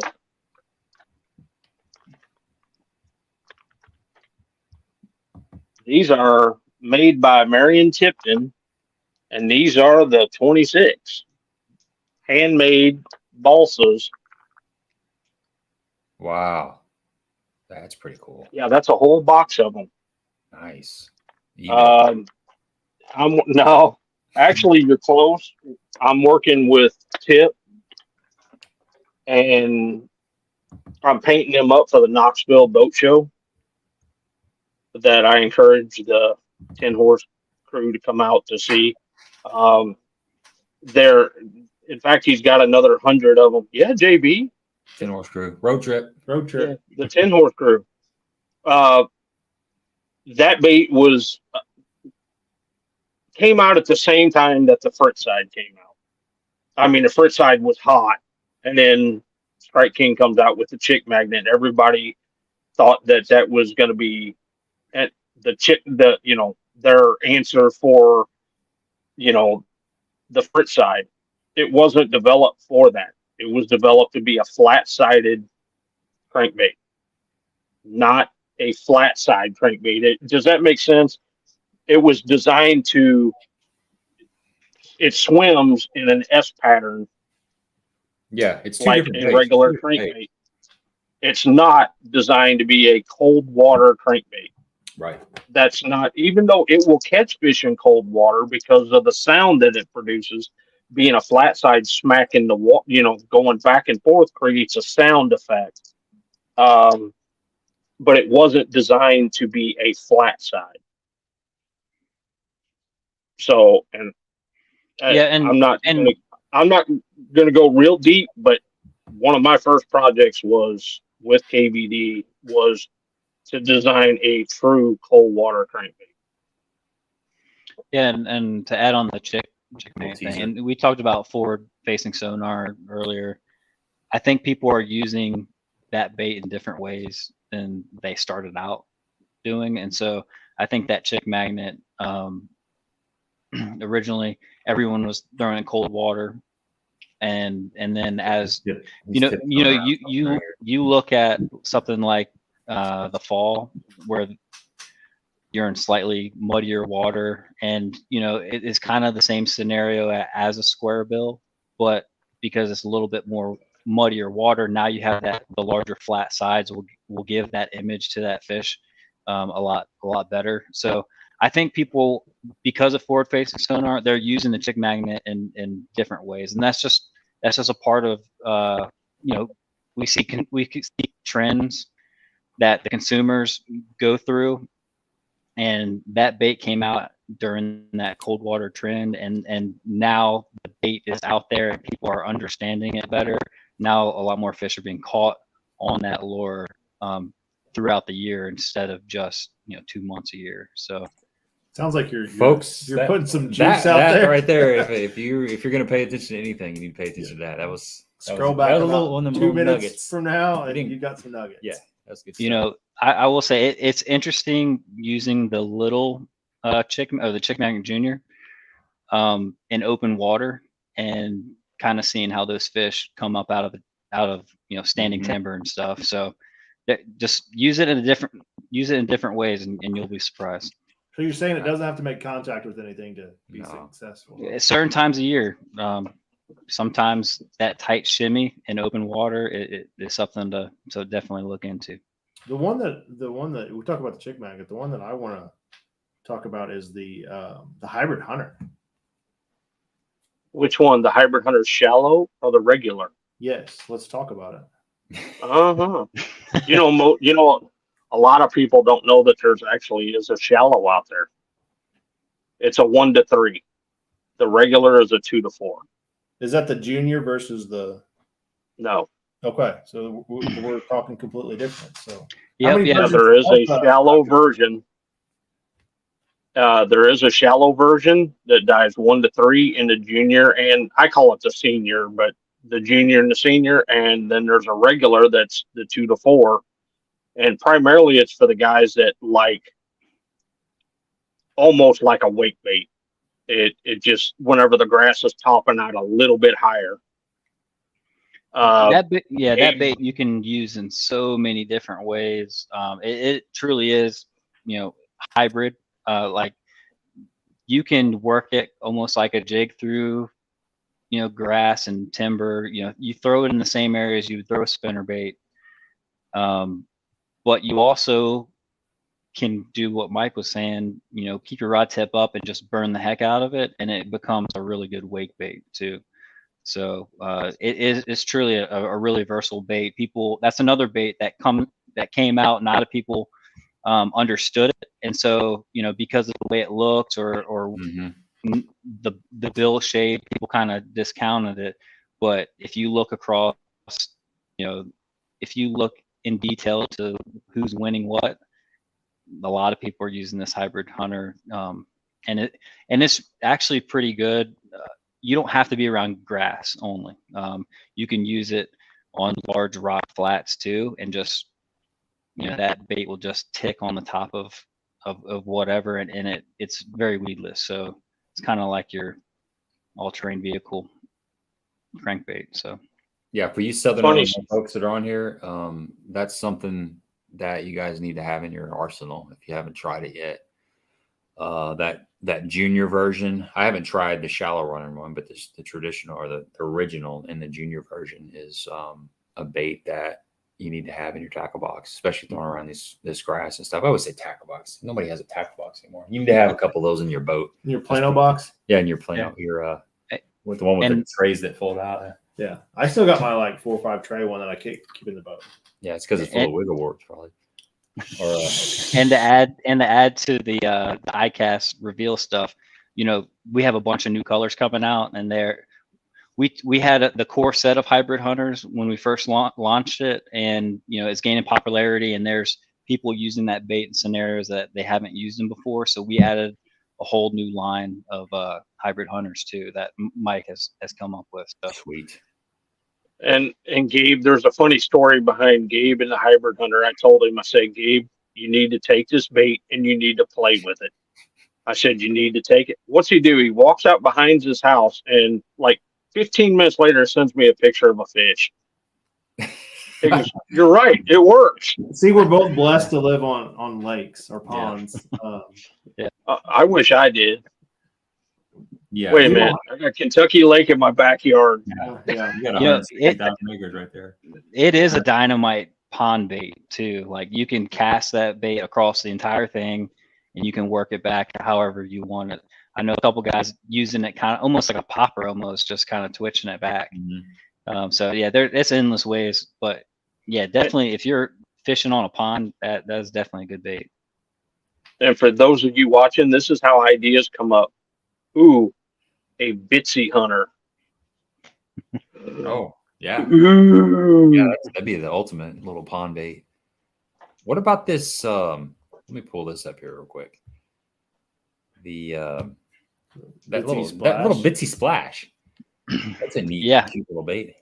Yeah, so that'd be a good fall bait probably too. We're actually coming out with a bunch of bitsy baits, and that splash is one of them. So we took the same features and profile of the standard KVD splash. We shrinked it down to a bite size.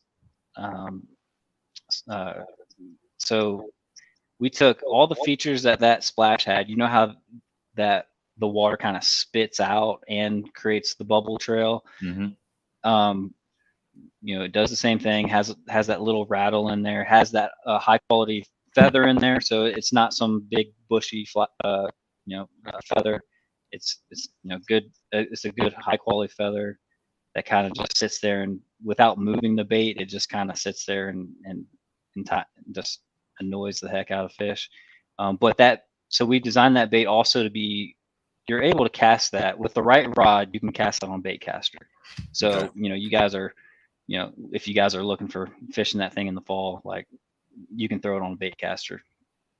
Yeah, and that right there, a small topwater bait in the fall can be the difference between getting bites and not getting bites. I mean, there's times when they want something really big. They want a real big buzz bait, but there's been multiple times where I've had fish schooling, busting shad. I'm talking quality fish, like 4 or 5 pound fish, and they're busting the young of the year shad that were hatched in the shad spawner in that spring, and they won't touch the big stuff. And I've had to break out little bitty small stuff just to get a bite. So there is definitely a place in your box for that kind of small popping bait or small walking bait or something like that.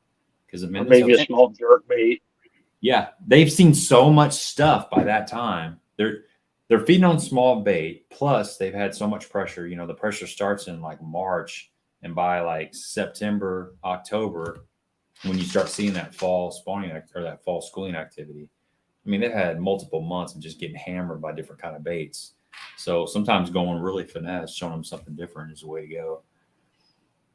Yeah, and those fish get so keyed on certain forage throughout the year, and like actually what you're talking about is happening right now here at one of the lakes I'm fishing at, and I took these baits out, field test and make sure they're running right, and it was incredible. Yeah, it just changes your whole perspective of how bait size. Everybody's trying to throw the biggest bait to catch the biggest fish, and those are coming out how many year, right?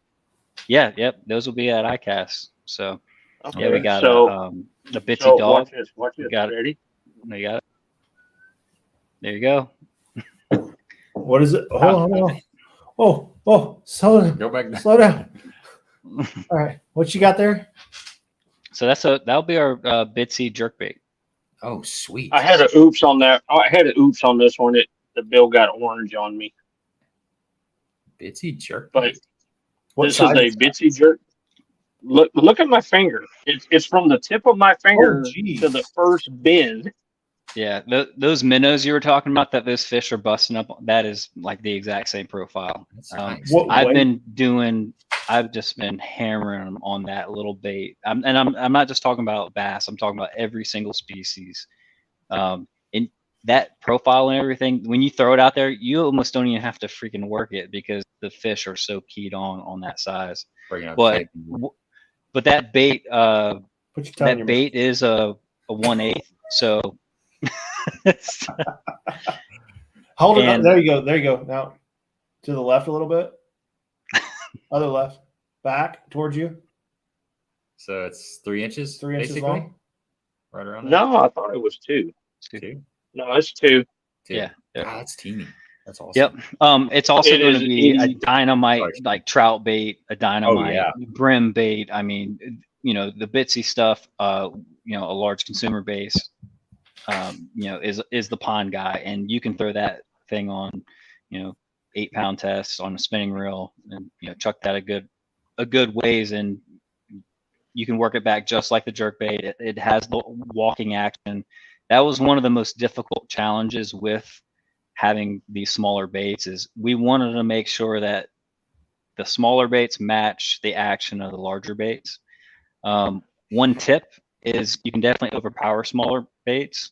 So if you get that Bitsy jerk bait, you know, later this year, when you jerk the bait, just have a little bit longer pause in between, because you can really overwork that bait quickly. So yeah. Man, I tell you what, the power of a finesse bait. It's not just for little. I'm a finesse guy. Yeah. I mean, you're going to catch more numbers for sure with that smaller stuff, but you can, I took me and my daughter went fishing. My daughter and I went fishing it's been a couple weeks ago. I apologize to everybody that is out there that I haven't been keeping up with the videos. It's just been, this move has just been nonstop. Plus I don't have internet at the house, but anyway, when I get time, I'm gonna put this video together and it'll show you how little stuff still catches really good quality fish. She kicked my butt on a little drop shot with a little bitty worm, and she caught some good quality fish. So something like that little jerk bait, that little popping bait, I mean, it's still going to catch you some good fish. Your boy and you're going to catch a Ned rig the other day. You fished a Ned rig? I did. I hope you got that on video, because I did not. Okay. There's no way I was having. You got too much pride. You got too much pride. Hey, exactly. But I caught fish on it in a spot, which you know the spot, but in a spot that we've all hammered multiple times. That's what you got to do. And went on there, and when they weren't biting, and threw that little Ned. One of the best fish I caught last year was on a Ned rig. Yep. A slow falling Ned rig, just keeping it in their face. Hey, it pains me to throw them, but it works. I mean, I could care less what I catch fish on, honestly. Yeah. You know, I like to catch fish. Well, it's crazy. So in that spot, we talk about like going super finesse, and Ned rig is like, Gabe knows that's Antichrist for me. What's a Ned rig? Exactly. It's a step down from a shaky head, right? Yeah. Now there's a difference between no. Right? My shaky head's like Magnum shaky head, though. Yeah. I'm not throwing like 8-ounce shaky head and little 6-inch worm. I'm throwing I fished with a guy and a 1/2 ounce. I fished with a guy at Kentucky Lake last year. It was in the super tournament, and I was throwing a 3/16 ounce shaky head with a 4-inch centipede, and I was catching a lot of fish behind him. And he'd never thrown that lighter shaky head. He'd never thrown a Ned rig. Well, he started calling it a Ned rig, and I got really offended. I was like, "That's not a Ned rig. That's a lighter shaky head." So he went out and bought him some. I told him exactly what kind of worm I was throwing, the exact kind of jig heads and stuff.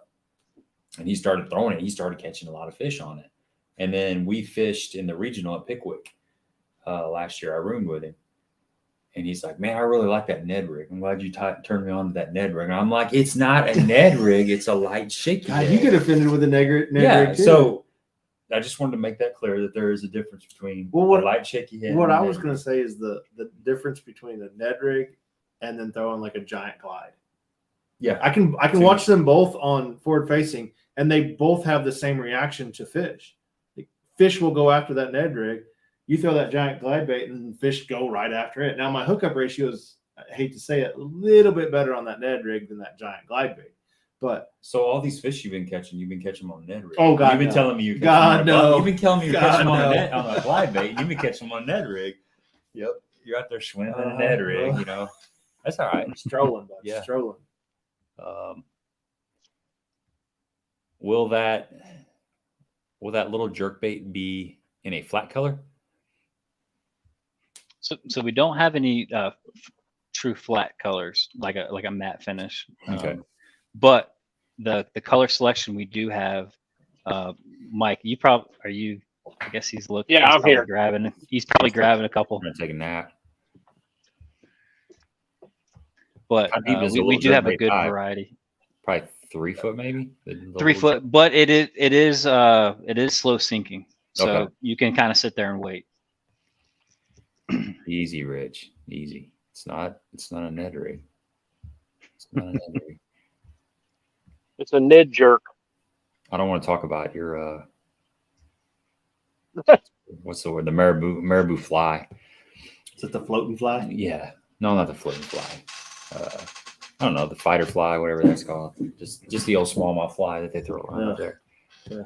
We lose to troutfish with, but one of the baits that are coming out that you really do want to pay attention to is that Bitsy dog. It's a sexy dog scaled down, and that thing walks just like the regular sizes, and it's just that super small profile, and it's just, I mean, it's fun to use just to kind of sit there, walk it, and just see what blows up to it. And it has a good like, it really lures those fish in. Like you can watch. I mean, the water's pretty clear by you guys, so you can watch that fish just come in and attack that bait. I was testing that one on Table Rock, and it was just lights out. Yeah, the little walking bait is on creeks. If anybody has a creek that they like to wade and has smallmouth fishing, that little bitty small walking bait is one of the best baits to have. I'd go fishing, I'd have a little baby, what's like the teeny spook or whatever, baby spook walking bait, and then I'd have like Zara puppy.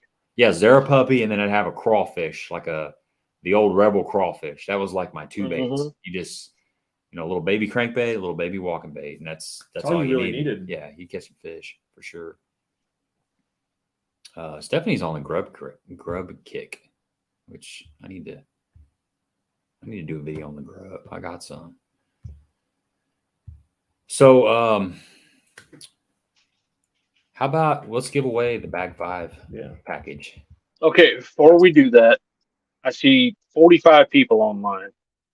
Let's everybody run over there and hit that thumbs up button real quick and help Gabe out, if you guys would. Appreciate that. Because I'm going to make sure that whoever wins this is going to get, they're going to get a nice little package of Strike King baits. It's going to be well worth it for sure. I will make sure that it's well worth it. And go check out, like and subscribe to the Strike King page and Back by Baits too. Go over there and check out that stuff. Mike is a killer painter. I mean, honestly, Strike King's very fortunate. This is just me talking to have him on board because his painting, it's pretty impressive. It's magical. So you can get on his Instagram page and check out, some of his artwork. It's artwork, really, is what it is. Yeah, I keep my Instagram up a little more than I do the Facebook. But to be honest with you, here lately, I've been just working on so many different patterns that I have to keep quiet. I hate to do that, but Mark Zona had posted the gravel dog, and I went on my own personal Facebook page. I went on and posted pictures of the baits, right outside my shop so people could actually see them, because I kind of got tired of people comparing them, saying that they were a rock crawler or a wiggle ward or this. And it's like, guys, this bait is nothing like that. This bait is 100% Strike King. It is and Todd Castledine, he got on that same post that Zona had, and he said that it's two different Strike King baits that have been combined to make the bait, and it was just it just worked out real well. I'm very passionate about what we do, and I will stand ground and fight it tooth and nail, especially with what we talked about here, guys knowing the background of what it takes to get a bait to the market. There again, we can come up.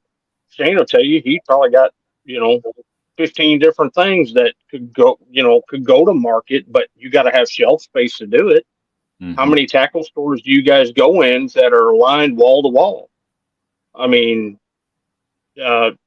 and you can only put in so much in, Academy or Walmart. Them places they only stock certain, so much for their budget on it. And so you have to fight for your shelf space. So you better come out with something that the people are asking for, you know, and the more people that go and ask and say, hey, you know, what do you think about, you know, can you guys get this in stock? They'll do it if there's a demand for it. And I just wanted, that was one of the reasons that me and Gabe talked, and it was like, you know, we're going to give a before ICAST, you know, some of the things that are coming out. And then we're going to have, you know, we talked about doing a show, you know, after, you know, an after show, so we can let everybody know what we've seen. So you guys have questions or anything about, you know, try to keep it generic, guys. We do work for a manufacturer. Try to keep it pretty generic if you can. But if there's things that you guys would like to see or know about, we'll check into it while we're there, you know, because we're going to walk around and see, you know, how we stack up on some things, and we're going to see where we lack on others. Mm-hmm. And it's going to be, you know, it's going to be a whole thing going. I saw somebody posting about a night bait. Yeah. Let's get back to real quick. Kevin wants me to put a backdrop of all my waypoints on all these. He deleted all of his waypoints like 4 years ago. He doesn't have anything on his graphs. Dude, I've got like 600 on it now. I hit 1,000 on. It doesn't take Cedar long. the other day. It doesn't take long. 1,000 on Cedar. On Cedar? Yeah.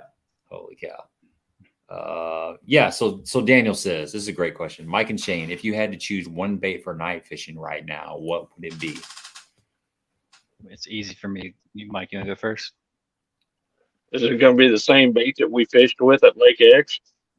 No, but that's a good one too. Mine's going to be a space monkey. Yeah, space monkey. Monkey. I would go Rage Menace Worm. That was a new bait that came out last year.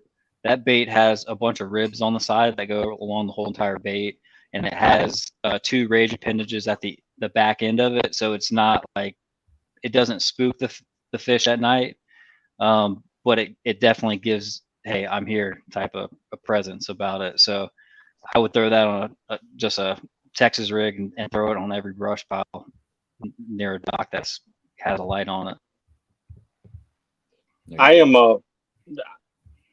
We are coming out with a 3/4 ounce thunder cricket. The fish on Kentucky Lake, they are being caught deep on the ledges. I love throwing, you know, a vibrating jig at night. That's my favorite. I used to throw the short arm spinner bait. I kind of switched up because if you know me, I can't stand the spinner bait unless I just have to throw it. I'm good at throwing it, but it doesn't do anything for me. But I love throwing, you know, the thunder cricket or the, you know, others whenever I need to or have to.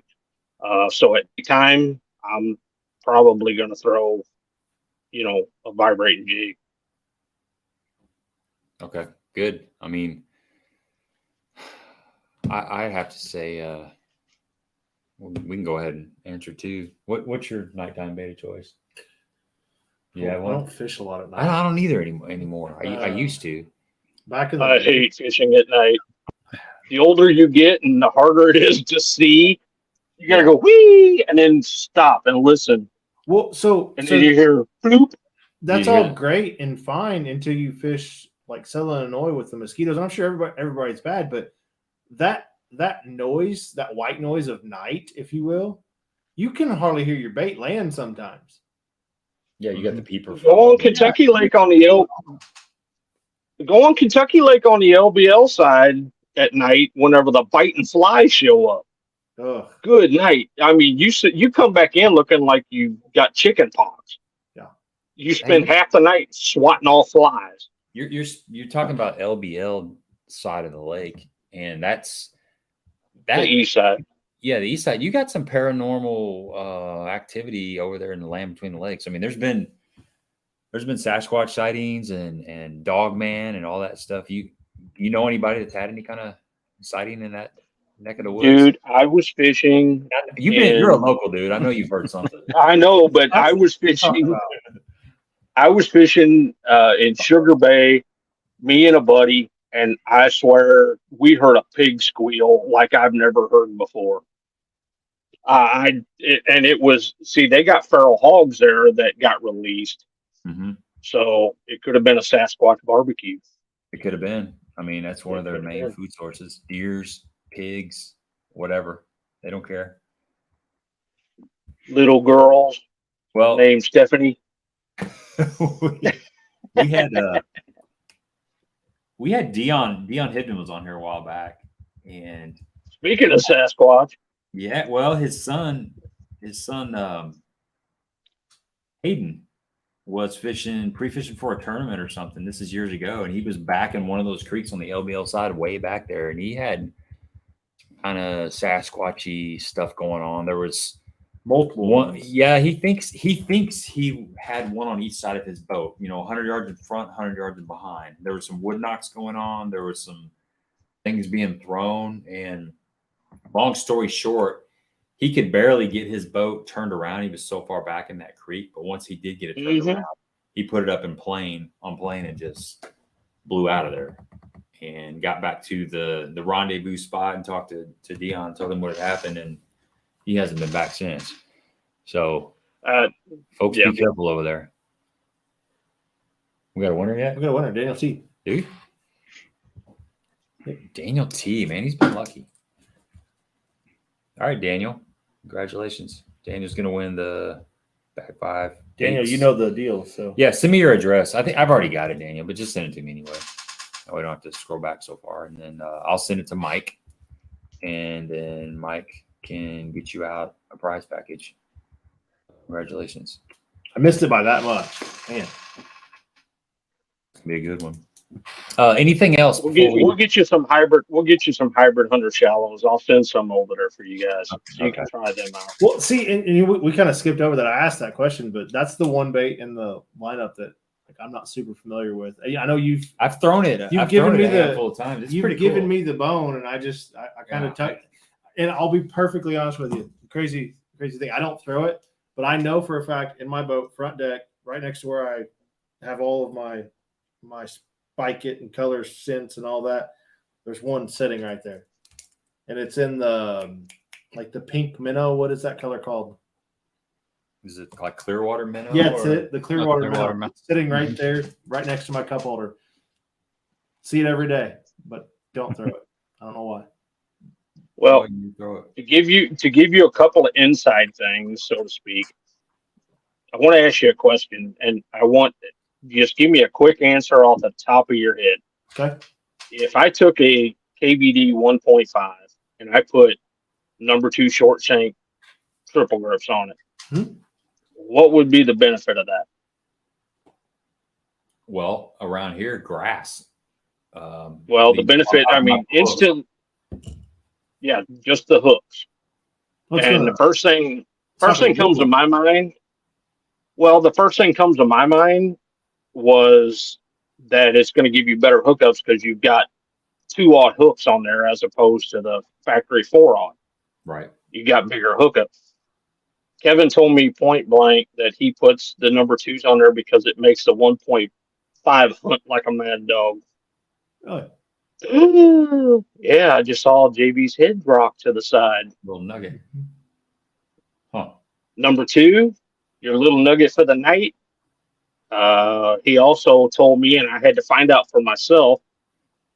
Also, I was on Gunnersville, and I was throwing the hybrid hunter.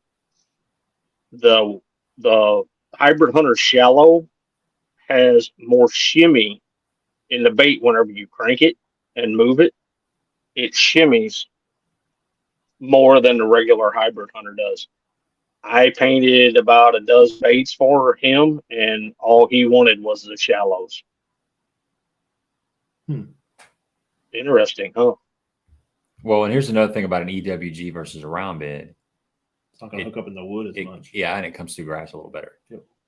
You may miss a few fish unless they're getting it good. Once you lock them up, you typically get them in better. That EWG, once it gets in, it's to hold them, but it's pointed in slightly, so it comes through grass. And I learned that from you a long time ago. We were fishing Lake of Egypt in a tournament a long time ago. You were throwing a 1.5 through the grass, black not just grass, but through that rope grass. Yep. The grass that when you get hung up, you can't it's not. It's a barky, woody type of grass. It's more like a stalk than it's like a stalk. Yep. And you lose your stuff. You get hung up in it, and you can't pull it. You can't pull the roots out. It's solid.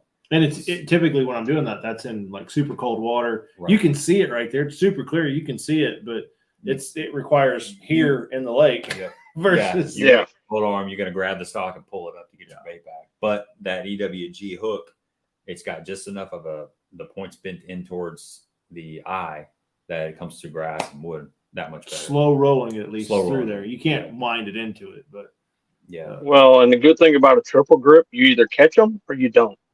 Right. They don't. You either catch them, and if you catch them, they don't come off. Nope. But if they're swatting at it, then that's why I like just a regular round bend, because so many times if I'm throwing a bait that's only diving a foot or two deep, I'm trying to pull fish out of 5, 6, 7, 10 foot. If they're coming up at it, if they slash at it, I want something to stick them. Like I was told one time, they're either gonna bite it or they're gonna wear it. Mm-hmm. Yeah, one of the two. But I just thought it'd be interesting that for you guys to try out that, try out the shallow if you get a chance, especially around your ponds. It's got some slime in it and things like that. You can work it a little slower in the shallows and things like that. And it's just something different for you guys to give it a whirl. And I'm telling you, like I told you, Gabe, and I'll tell the world, you guys just need to play with this bait. Todd Castledine has some pretty good videos. The first time I met Todd, he would not tell me anything how to work it. He said, I've won hundreds of thousands of dollars on this bait, and I don't care. I'm not telling people how to fish with it. Well, he's done slacked up since then, and he's, give a bunch of really good tips, and you can watch his videos as well on that bait and learn quite a bit.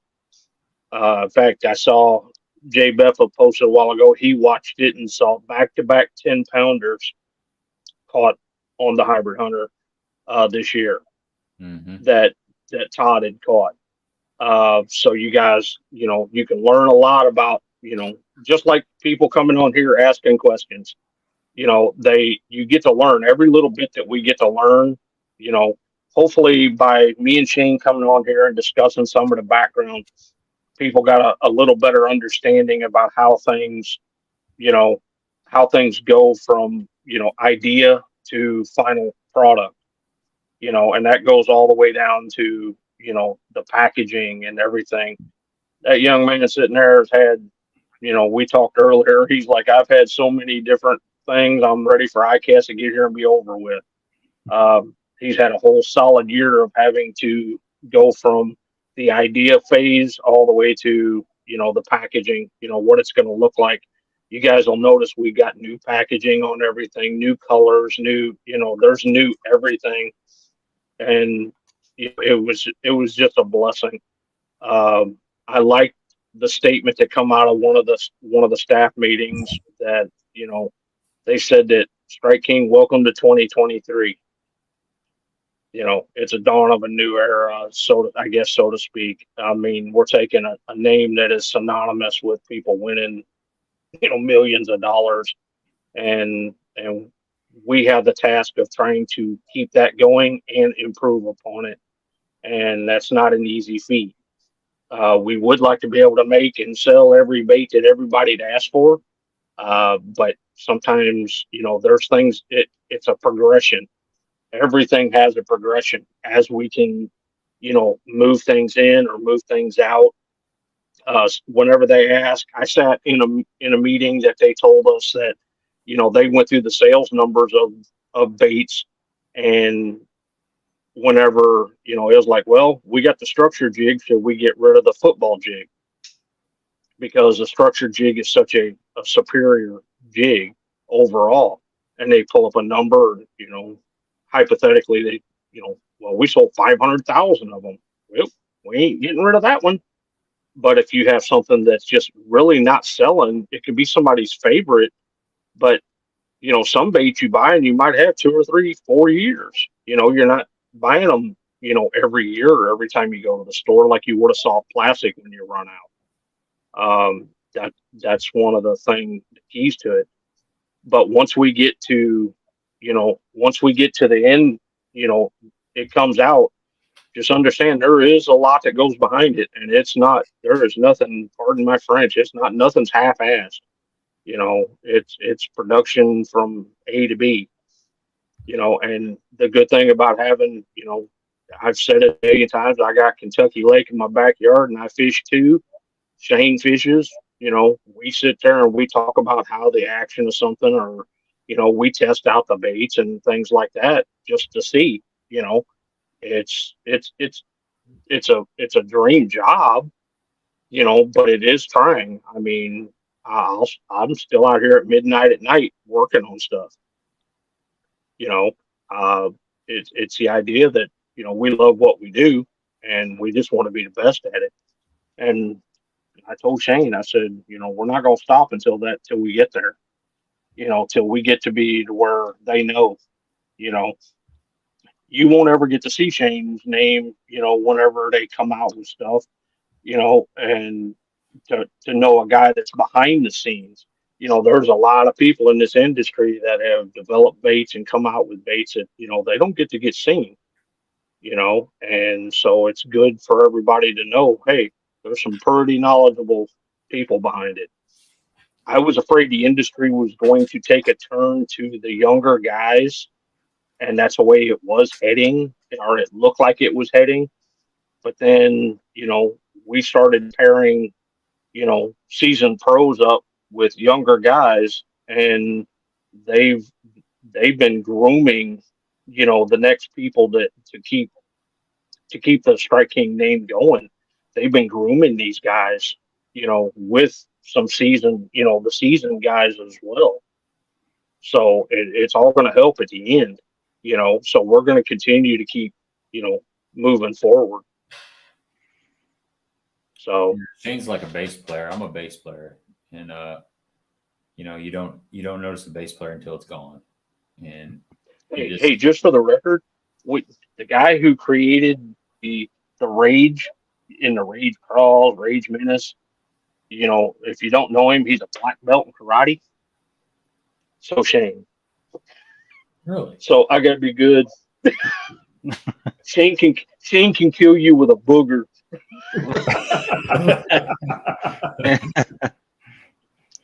It's impressive. Well, let's wrap this up, man. It was cool hanging out with y'all. Thanks for sharing your evening with us. Thanks for everybody at home for hanging out with us. A lot of great questions. This is a go back and rewatch. I promise you. A lot of little nuggets in there, little subtle nuggets, and looking forward to seeing what you guys find at ICAST. We'll have Mike on next week. Shane, you're welcome to jump on too and do kind of a ICAST recap, talk about what you saw and what you didn't, maybe the trends and things of that nature, since we won't be able to make it there. So I'm curious to see how it all went down. And it was good meeting you guys. Thanks for hanging out. And any last words, shout outs, anything like that before we wrap this up? No, thanks for having me on. Been watching your show for a while now, so it's cool to be on here. And for the viewers, you're going to see a lot of cool videos Strike King's going to release throughout the week, and you're going to see a lot of new product. So if you have questions when we do that recap, it's a great time to get that taken care of. So get your questions ready, and we'll definitely do our best to answer them. Mike, what about you? Stephanie, there is no stupid questions. Stephanie has some of the best questions for sure.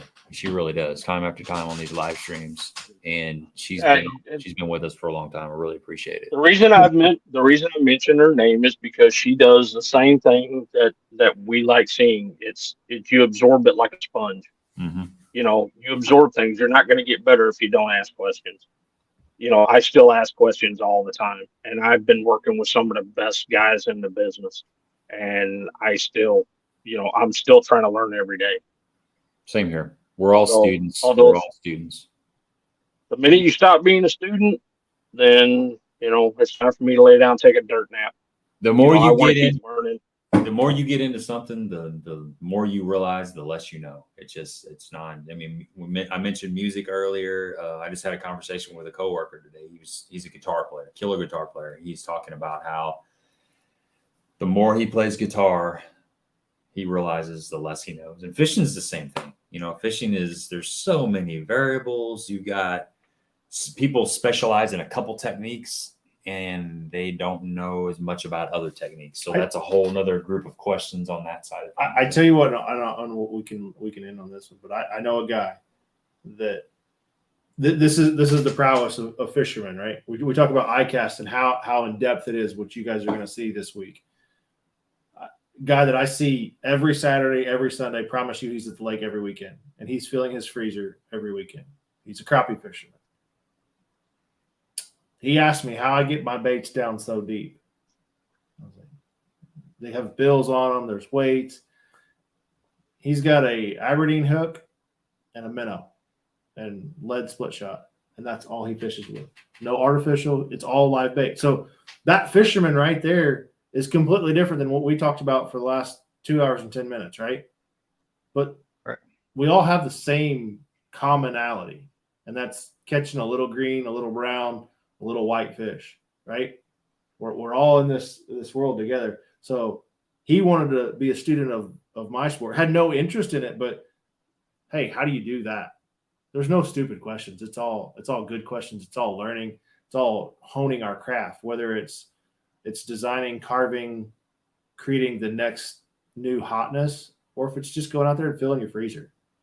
Or as long as you enjoy get away from the world. As long as you're enjoying what you're doing, it doesn't matter. Yeah.